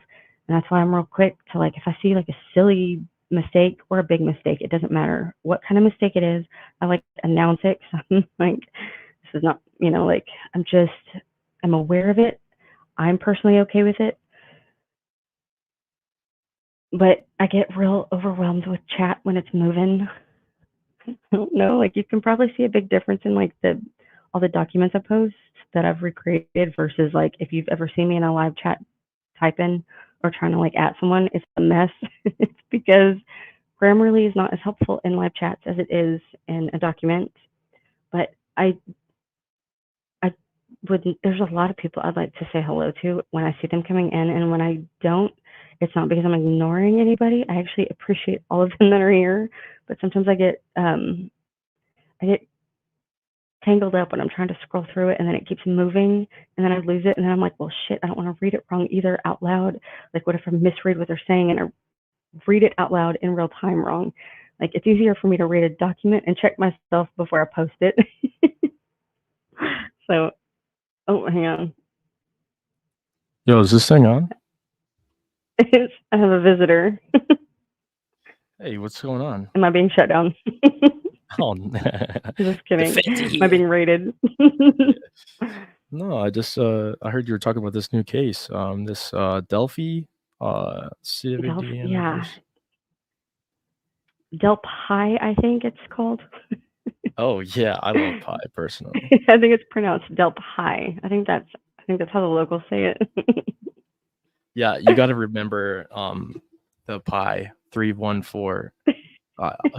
Who can say pi the longest? That's how I feel about this case. Yeah. It's a memory equation. It's a memory test. Remember when I was trying to act like this was going to be a real quick thing? I was going to try to clear some stuff. I just saw how long I've been talking. I'm trying, but like I don't know how to. Man, I get worked up about it. I get real worked up about it. And you get. Oh, hang on. I'm trying to look through all this now, but hang on. It keeps the data like that. Murder shit. I'm trying to look through these. I'm trying to stop them while looking, but I can't. It's not letting me. There we go. Let me see. There you go. Exactly. Let me see. Why when I try to scroll up in the comments, it won't let me. There we go. It always stops loading. In StreamYard? Yeah, like when I'm trying to just click on the regular comments, sometimes it just takes a while maybe to load. When I try to go to the ones that happened like way earlier, it just takes a while. It'll stop me, it won't let me scroll further, and then all of a sudden it'll load a whole bunch. That also trips me up. I'm seeing, I think it was Big Fish that said something about I thought that said time frame. Maybe it wasn't her. Someone said something about they don't keep records for very long. I know I saw someone mention something like that. I thought it was Big Fish, but when it comes to AT&T, what I was able to find out when I was trying to look for that time frame, best I can tell, is that, and even with Ford, like with the different features and services they have for GPS for the car, like for Ford Focus, all of the different retail services for all of these, the longest I could find that anybody would have been able to keep those records is 5 years, but at least one company I found hires a third party to host it for one additional year. So like AT&T will clear their shit, but like for one additional year, they will contract another company to host it just for 1 to 2 additional years. That was the longest time frame I could find for the retail type of companies that would have any kind of that location data or anything that, even if the records were gone for phone data, like I was trying to look at other types of things that could be used to track this down. But even then, it depends on when they're requested and how much time it's been since. And I don't know. It's so frustrating. It's so frustrating. Yeah, so I think the car data you're talking about, the Ford uses the Ford Sync system in 2016. Sync, yes, thank you. Yeah, and it would depend on the type of unit that was actually in the car, because they have, the navigation unit and the standard unit, and then they have the base model card that doesn't even have the sync option, I believe. And so it would kind of depend on what type of system he had in there. And I don't mean like The the closest thing I system, could you know, find to like that without like the default stuff that comes with all of them is what I was trying to focus on. So like, regardless of whether he got a package or not with right, the it, bare minimum. there are certain features that the car has to store for maintenance purposes and just local, like internal functions. For, but it's for, you know, that's like a temporary storage situation. And once they kind of like now, if you have a light that comes on, once you take it in for service, they reset it and it clears that cache of information. And sometimes, depending on the company or the service, they will host that information for like a year. But after that, they will get rid of it. But like on the car itself, it would have been long gone. There would have been nothing on his car, no matter what service he did or didn't have, no matter what for it itself, just with default packaging for functions of a car that are not necessarily related to not, you know, like there's some stuff with the music or just for other like navigation stuff. There's even that stuff, like I couldn't find anything that would have been kept longer than 5 years. And I think it was 5 years and 8 months by the time they brought him back in. But it also looks like that search warrant return, they got all his devices and they did extractions on all of them. And they weren't all empty. They just had nothing on them connecting him to the girls or the crime. And so when it comes to records, I don't know, but I am curious to know if the subpoena stuff Ives was talking about, like if somebody's given you their IME, the IMEI, whatever, that's the information he was alluding to in that interview with Barbara and Andrew. He wouldn't have needed a warrant if somebody's given it to him. He could have just looked in there, but from all of the reports I could find and all of the filings, whether it was the state filings or the defense's, that seems to me to make the only sense if I'm like, of course, they didn't do a lot of shit the right way, but like, if I'm to give law enforcement any kind of benefit of a doubt that they did do any of their jobs, the only one that does actually add up is they did follow up on that IMEI number and cleared him because he wasn't there. And maybe It's that's part of possible. the shit that got deleted and they didn't have that information to go on when they found it 5 years later because so much shit was deleted. Maybe the part that was lost in the shuffle was the data, that all this shit that they say they can't find that had to do with all of this. Like, in my mind, that makes more sense than what law enforcement is going with. Right. What's And I crazy think to me there's is a like there's they're a willingly calling themselves idiots instead of like that's crazy to me. oh yeah. They're like we fuck like I don't know. Sorry. Go ahead.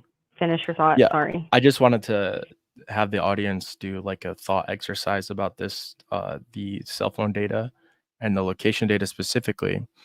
If the data doesn't exist, does it make him if the data doesn't exist that he was on the bridge or near the crime scene because the phone data doesn't exist, in your head, does that make him more guilty or less guilty? Now, if you are at a different tower, or maybe your phone is not moving into that tower, you're not in the geofence. We're not quite sure what type of geofence system they actually use because different areas, different protocols, different law enforcement agencies will refer to geofences in different ways. Yes, it most generally refers to the Google geofence, but if his phone is not there, that's somehow seen as more incriminating. The lack of something that could be considered incriminating, his location data, not existing, has now become more incriminating But to a lot of people. if it's within this little fence, like Ives was pretty clear that they couldn't just get a warrant for what everybody's talking about now. Like they didn't have this sweeping geofence over the whole trail. The only Right. If they would indication in have, any filing for any sort of parameter was the 60 to 100 yards mentioned in right, any of the filings. And so, like, if he's not in any, that's the only thing they were allowed to look into. And so, if he's not in that, then that's actually not incriminating. I know what people mean, but I understand that to mean something different than I guess they understand it. I don't know if that's what you're if you're kind of mentioning, but that's something that trips me up too, because if he was on the first platform, that wouldn't have been in this little geofence and the one that's on screen with the 100-yard Right. radius. And that's also and Ives mentioned that they were trying to get tower data. So I don't know which he subpoenaed versus what was requested in the yes, he did warrant. say tower That's data. what I'm trying to get more clarification on. Yeah, And but tower it wasn't data, just that, but that was what was hard for him to get, apparently. and tower data, Hard. to me, seems like he's talking about the data from a tower dump, which would mean they're looking at a specific tower. They have the address, they have the serial number of the tower, the communication number of the tower, and they say, AT&T, is this your tower? If it is, would you send us everything that you have from this time period on that tower? Now, people can connect to a tower 100 miles away. And just because you're dumping one tower does not mean it's a geographical cross-section of every phone in that area.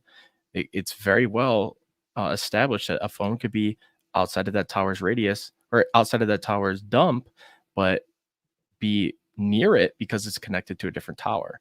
You would think they would always connect to the nearest tower, but they don't hand the signal off every single time it becomes closer to a new tower. Right. But the other thing too is,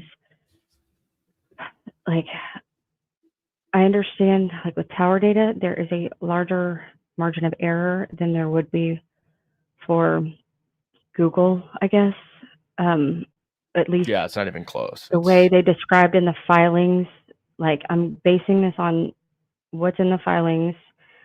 So I'm trying to stick to just that. But in the early days, I understand, at least according to that interview that Ives gave, it looked like he might have only had tower data, but it didn't seem like he was asking for a tower dump. It looked like they were asking for they were subpoenaing very specific stuff. Like we see from Mr. Allen's tip narrative, some people were just straight up they were unmasking themselves. They came forward and were like, here, you don't even have to ask Right. He gave AT&T up. for it. Yeah. Yeah. So like that is, and that's why that's the one thing that I haven't really known how to convey. Like when some people bring that up and I'm like, okay, especially in a live chat or comment, it's hard to put all of that into context concisely. It's a whole last thing. Within a character count. Yeah. Like the reason, like he provided that information and I've just given this interview. I obviously don't know that that's specifically what he's talking about, but it's compatible with each other. Those two things would, like, what he's saying we did, like, well, here's an example of someone who matches what the prosecutor back then said he was working on. And then we have this other tip narrative where, well, it was misfiled. Well, maybe they cleared him and maybe Lee didn't know how to find the information that the person who cleared him actually did, because Unified Command seems to be the only people who were not attaching stuff when they cleared people. They were not attaching the information that they were validating it based on or any of that. Or maybe it got deleted. They have not been clear about that. So it could be one or the other or both.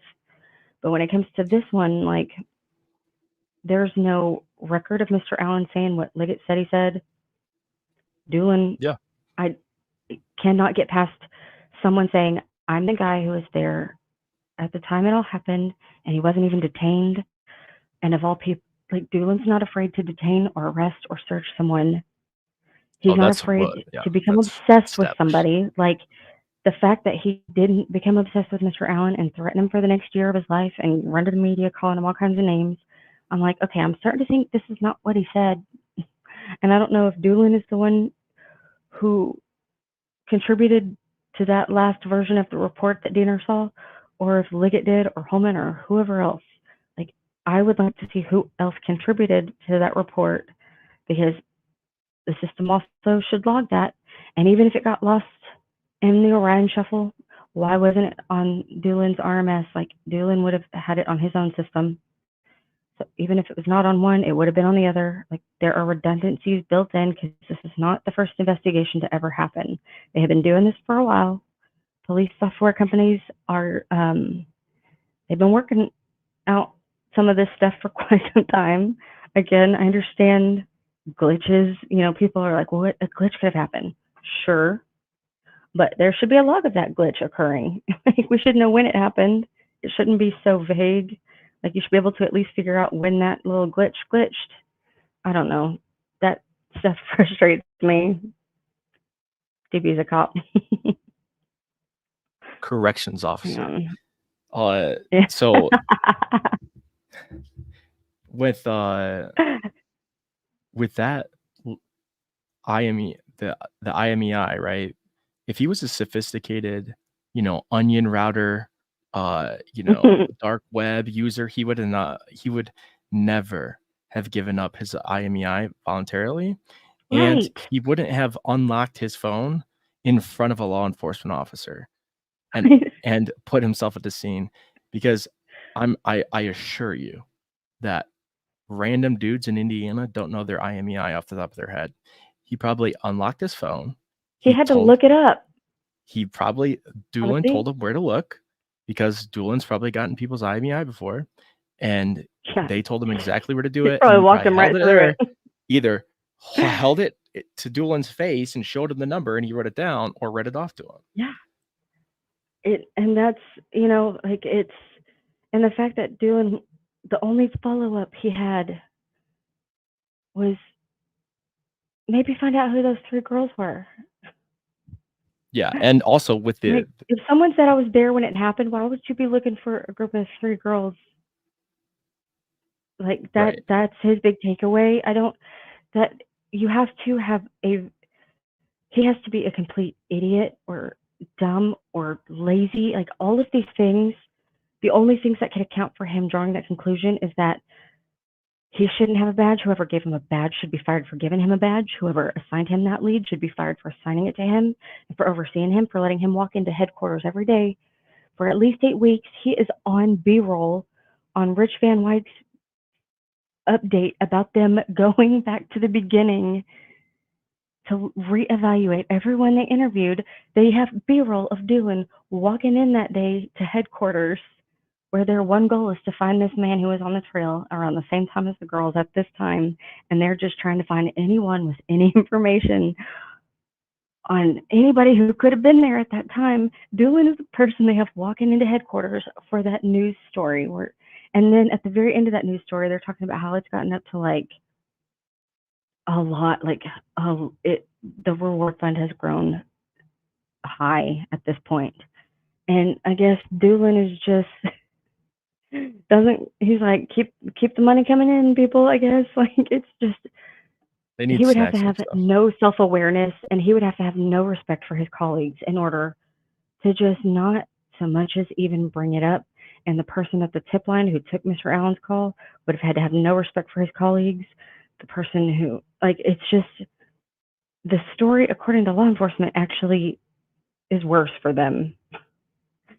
And it's just hard for me to think why law enforcement would say, no, we actually did this really dumb, inexcusable thing in order to justify the story. The story they're trying to tell is because of this whole dumb story they made up, and they can't even substantiate their own story about how they were led to this man or why.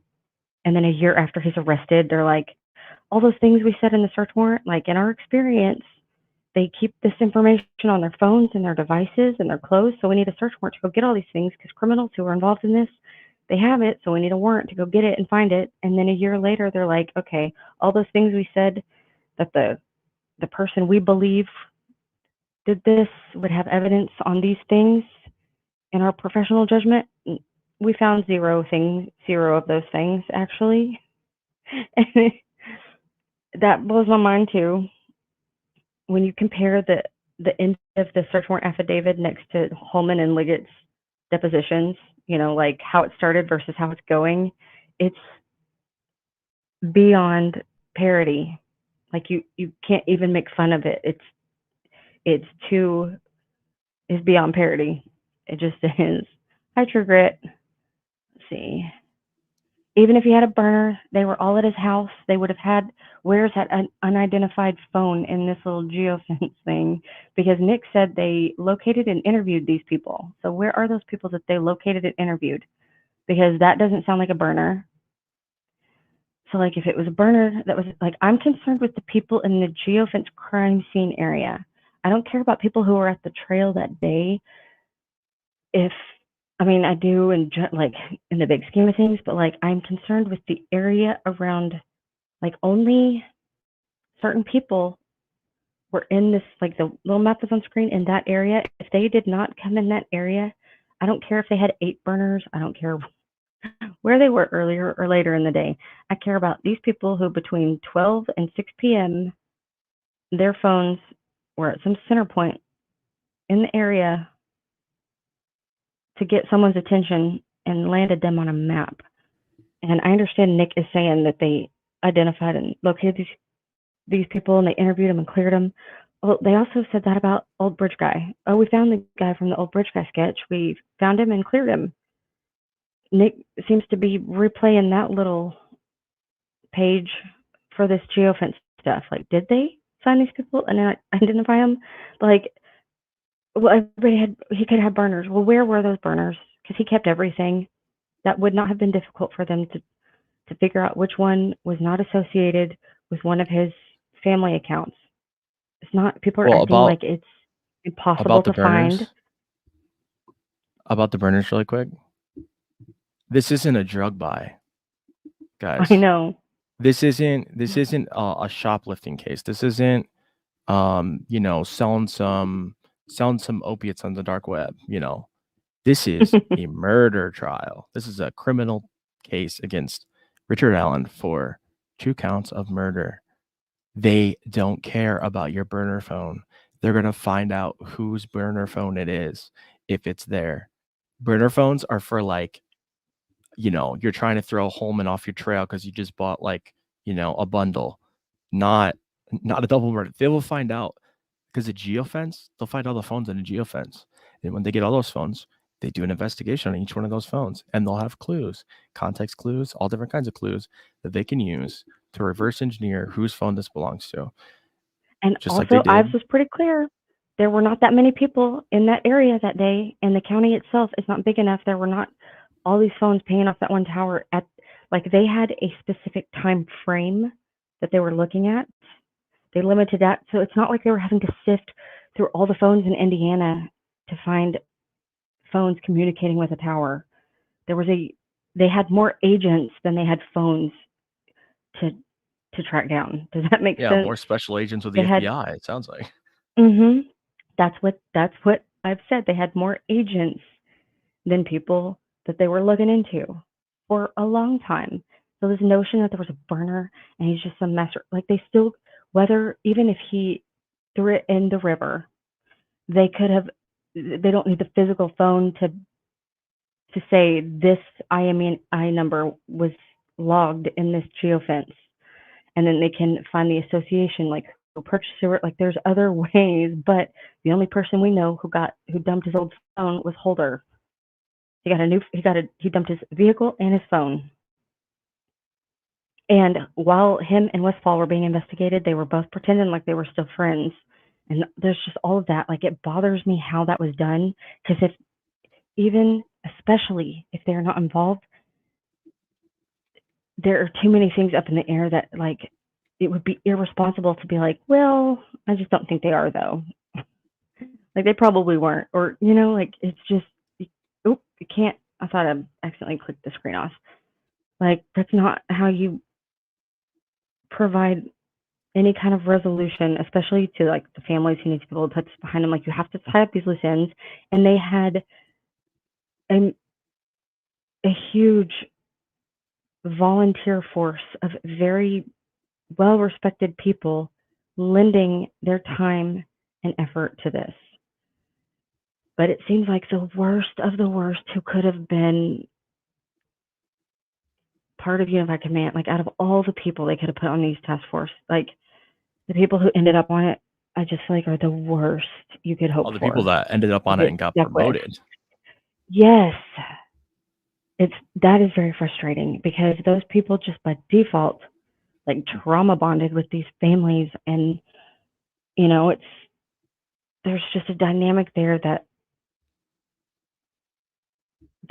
I just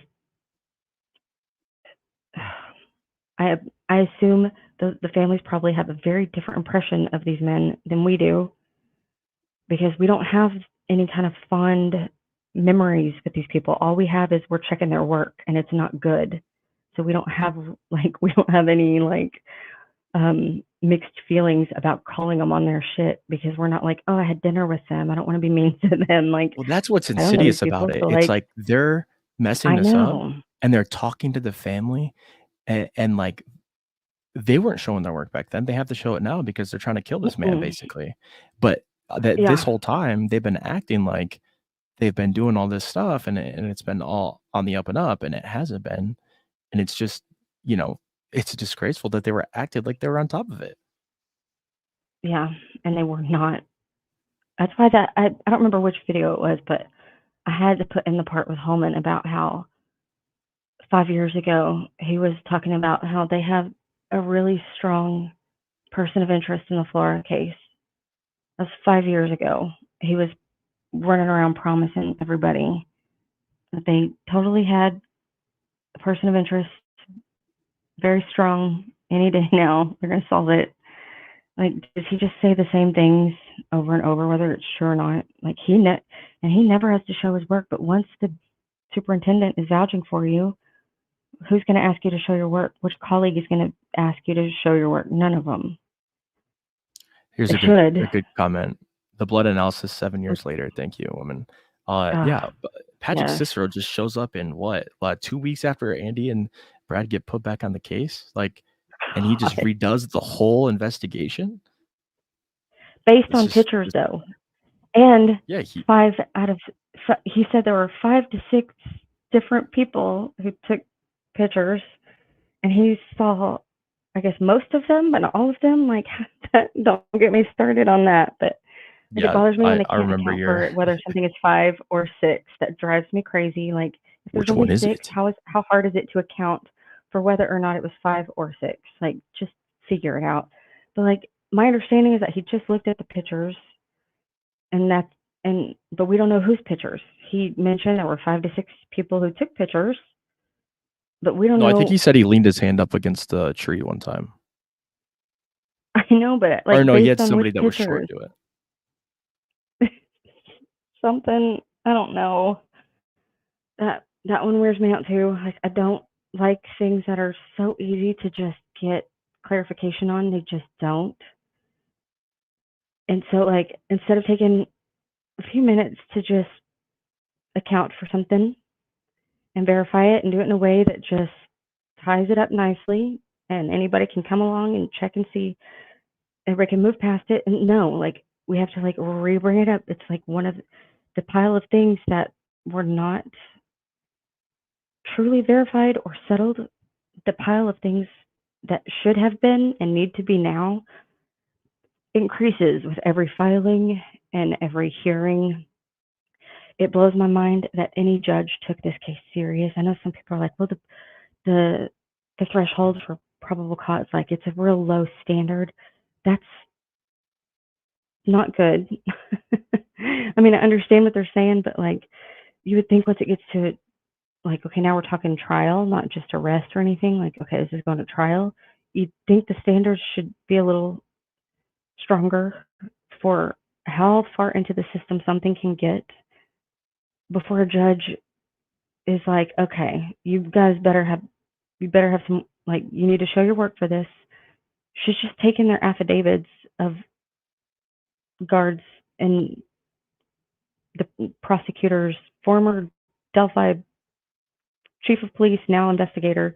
He's like, nuh-uh, pinky swear. And he's omitting a whole lot of information that explains that calls his judgment into question. Him and Holman both. They didn't mention any of that. Like, had Judge Gold known about those other things that we now know, would she have put as much weight into those little requests that they made to keep stuff confidential? I don't think so. Because once she got more context around all this safekeeping stuff, she reversed that. I mean, I get so frustrated with the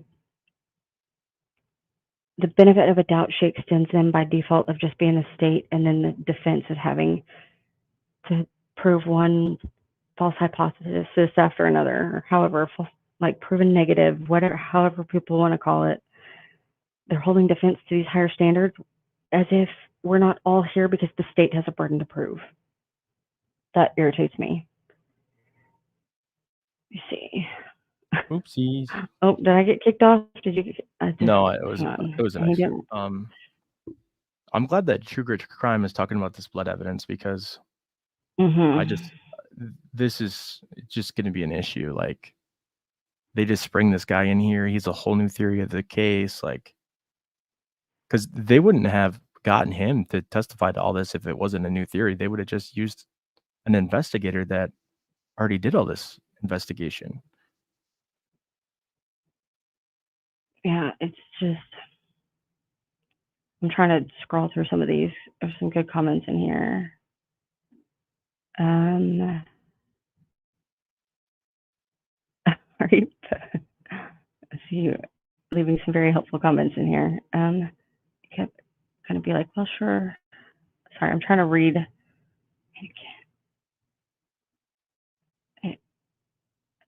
Well, this is one thing too that I get frustrated about, because when you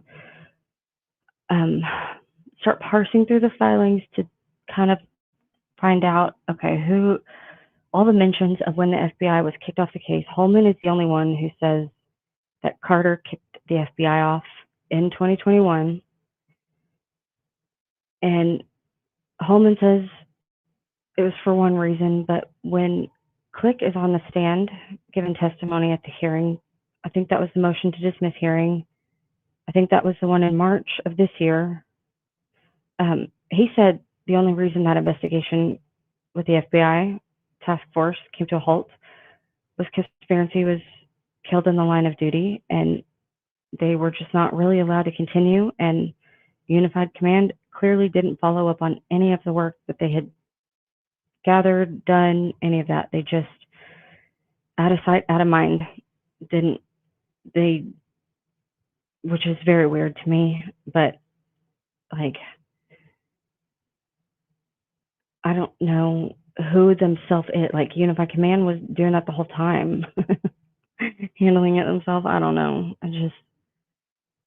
I think someone should, like Carter should probably clarify some of those statements that were made about why and when exactly they were kicked off. Because I think Click specified that it was in October. But I can't imagine in July when it had just happened and then there was the actual investigation into all that. Like, to me, October makes sense for the first time for anyone to bring it back up. Like, okay, the investigations he was working on when he was killed in the line of duty, like they probably have to like reassign a lot of stuff.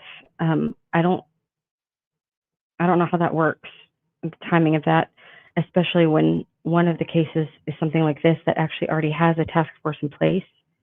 I don't know how that works. I would like more information on it, though.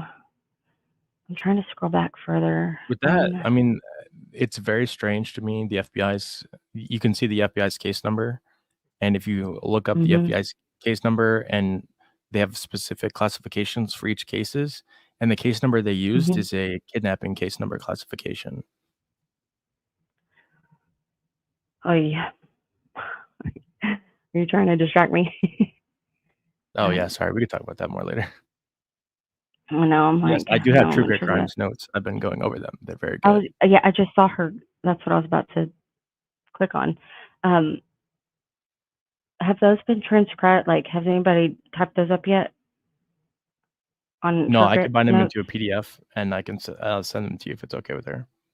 Okay, yeah. I was about to say I will assist with that if anybody's already working on it. If not, I will start that. Let's see. You know what would also be crazy if like Cicero got up there, the blood spatter person, and they were like, "Oh, so you did some tests?" And he's like, "Oh yeah," and he like describes the test or whatever, but he really didn't do them. And they're like, "Well, what blood did you use?" He's like, "Oh, I don't know, my own. I know, like, where did he get that to test it with? I don't know. I don't know. There's so many things with that testimony where I have so many questions. Like, I haven't, I'm trying real hard to get through like April and May filings to just finish pulling out all the different quotes, at least for the geofence data and all the stuff that they argued over so much back and forth. Like there was the defense filing and then the state's response and then the defense response to the state and then the state's response to the defense's response to the state. You know, like there is some of those. Oh my god, the I'm titles trying get to so finish long. going. I know. I'm trying to finish going through those because there's not after those. There's not many left. But I'm trying to make sure I get all of the different information about all the different um, geolocation versus geofence versus times versus experts versus when the discovery chain for this was turned over versus the map was handed or added. Like once I finish that, I can get to the most recent, like everyone's all their notes from the hearings. But I feel like we'll probably have the transcripts back before I get to that because it is kind of tedious to have to go through all these. But I do go through all of them just because it's helpful to be able to pull up the one I have on screen, like to know where each, because sometimes people will be doing a live and they're like, well, didn't they say that it came from this or that? I can type that phrase into my Google folder and it pulls up any filing that could possibly be in. And then if I pulled all those quotes and put them into one document about one topic, the way I do it is it tells me where each piece of that information, which different filing it came from. It's helpful in a lot of circumstances to be able to just track that down quicker. Although my folder is so full, it takes a long time for it to load when I'm trying to open a folder. At least on mobile. On computer, it opens pretty quick, but on mobile, oh my gosh, trying to get it to load is it takes a while. Let's see. Um, yeah, I definitely. Did you say she sent them to you, True Grit? She sent her notes. Did I read that right? I already got sidetracked, Yeah, that's correct. distracted. I'll send it to you. Okay, And yeah, women doing impossible things. yes, and I don't know if True Grit posted them anywhere, but if you have like a preferred link to, like, because I have people ask me all the time who all did the notes, and I think it was on Twitter. I forget, someone posted the Google Doc when I was still like, I had someone beat me to the punch of at least all of Yellow Jacket's notes, but I don't know if anybody's done a list of all the people who went that day and a link to theirs. But if True Grit has a preferred place she would like me to direct people, just let me know for sure. I have not posted them anywhere yet. Okay. Well, if you do or have a preference, because people do ask, I can put them in my folder if you don't want to have to mess with it. Just link to it in my folder and mark it as they're yours. But if you don't want me to, I won't. But if that's helpful, like a centralized point, let's see, there's a list of attendance for every hearing. Oh, yes, thank you. Okay, while Trigger is in here, why do I think that Trigger Crime and Mama Libra Scales are two different people? Why did I think they were two? I thought Oh this my whole god. time until recently they were two different people. And then I saw one, I can't remember if it was Mama signed in at one point because I followed, I don't know if she changed her display name or screen name or if there's two or what, but like you did just recently start Twitter. I know you. I know who you are. Like Trigger. Like I know. Like if I hear your voice and see your face and your Trigger Crime, I know who you are. But for some reason, I thought the Mama Libra Skills was a different person than who I know Trigger Crime to be. But I guess I didn't know if she had two accounts or what. Let me see. I think DB just bounced. Let me see. Trigger Mom. Okay, so I don't know where I got that idea from then. But for a while, I thought they were two separate people. Like in my mind, there were two people that I liked and followed because I saw them post stuff over time. I'm like, I like them both because I thought they were. Oh, it was two accounts. Okay, well, I like both of your accounts then. I've been wondering about that. I keep meaning to ask and just keep forgetting.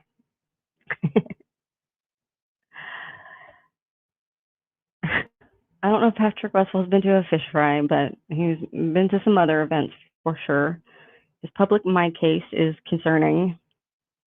That's for sure. Let's see. I will find you on Twitter, even though I'm real bad about that. Sometimes I get on there and I get distracted before. Oh, hang on. Let's see. Oops. Hang on, I'm pulling one more thing up. I'm actually gonna wrap up here. I meant to do that way earlier and I got distracted because I'm like, oh yeah, there's this and there's this. Because it's hard for me to get all of this into any video or any one document, and it's just stuff that has been running circles in my brain. And yesterday it came up again with the at least with the tip narrative. Like, we have no idea what day and time for sure that Doolin would have met with Mr. Allen for that interview, but we do know that Orion automatically generates a number associated for that tip that Mr. Allen called in, no matter what name it was put under, and it could not have been any earlier than the one at 7:21 that day.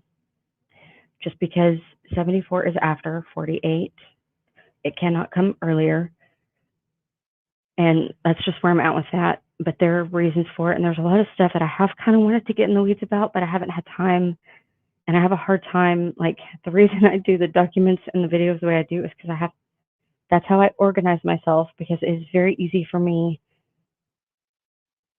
to trail off into so many different areas that we could probably do all kinds of live streams on those topics just on their own.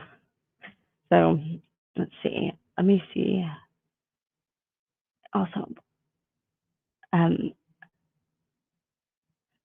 there was another comment Brutally Honest posted that I tried to read earlier, but everything, like, I got auto scrolled out of it. That happens a lot to me on Twitter. I'll be trying to read something and then auto scroll hits, and I can't ever go back and find what I was looking at when it happened.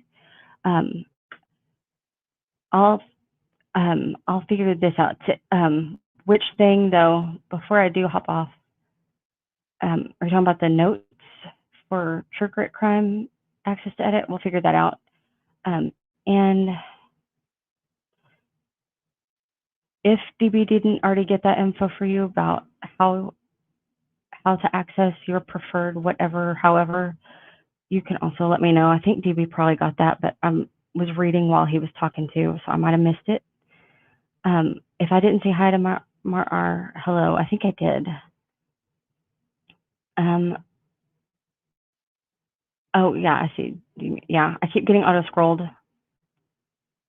I will try to come back some point today to check the comments. If you ask something that I missed with the comments, just leave it below and I'll try to follow back. Let's see. But thank you for everybody who hung in there for all this. This is crazy. I am like trying to, I don't know about takeover. Like, I try to trick him into taking over every time I can. He's a smarty pants. He's very helpful. He is welcome to take over anytime. I feel like he's much less scattered than me. I feel like if I could upload all my stuff into him, that would be the easiest way for everybody. Except he knows most of it, if not more, already. Let me see. Let's see. Yeah, I've scrolled back as far as StreamYard's going to let me. I don't know why, but let me check the new ones before I hop off. Thank you for being here, Mandy. You were always so nice. And he does need a raise. He for sure needs a raise. Promotion, yes. We need to think of a good promotion for him for sure. Hang on. Oh, okay, for real, one more thing, and then I for real have to hop off. But I'm pretty sure it was Trigger Crime. She was going through some of the old Facebook posts and stuff the other day. I was just talking about that. I'm so glad you did that. I think at least like once a week or something, we should pick a media report that was on Facebook and go through all those comments, because it's hard to describe when I'm trying to mention it to other people or describe like the confusion that was happening during the time, or the people jumping in on the comments and adding information or screenshotting something from a different thread that got deleted. But like in that thread, the post of the screenshot that was taken like 10 minutes after the person posted it, like there's all kinds of crazy stuff on there. So like one of these days, maybe we should do a stream just for that stuff, at least for the early days, because there was some actually interesting stuff in there. It's okay. Radar, I don't know if I said hi to you. I feel like I always automatic, like in my head, I said hi if I didn't actually say hi, hello. I know you've been in here for a while, and I've been reading, like I was, yeah, here we go. Dang it, I thought it was going to let me load the other one. I can't. Okay, everybody enjoy the rest of your day. I'm going to get back to all of the things. Thank you, DB. I know I had to bounce, but still thank you, DB. Please take over anytime. Open invite for the takeover for sure. All right.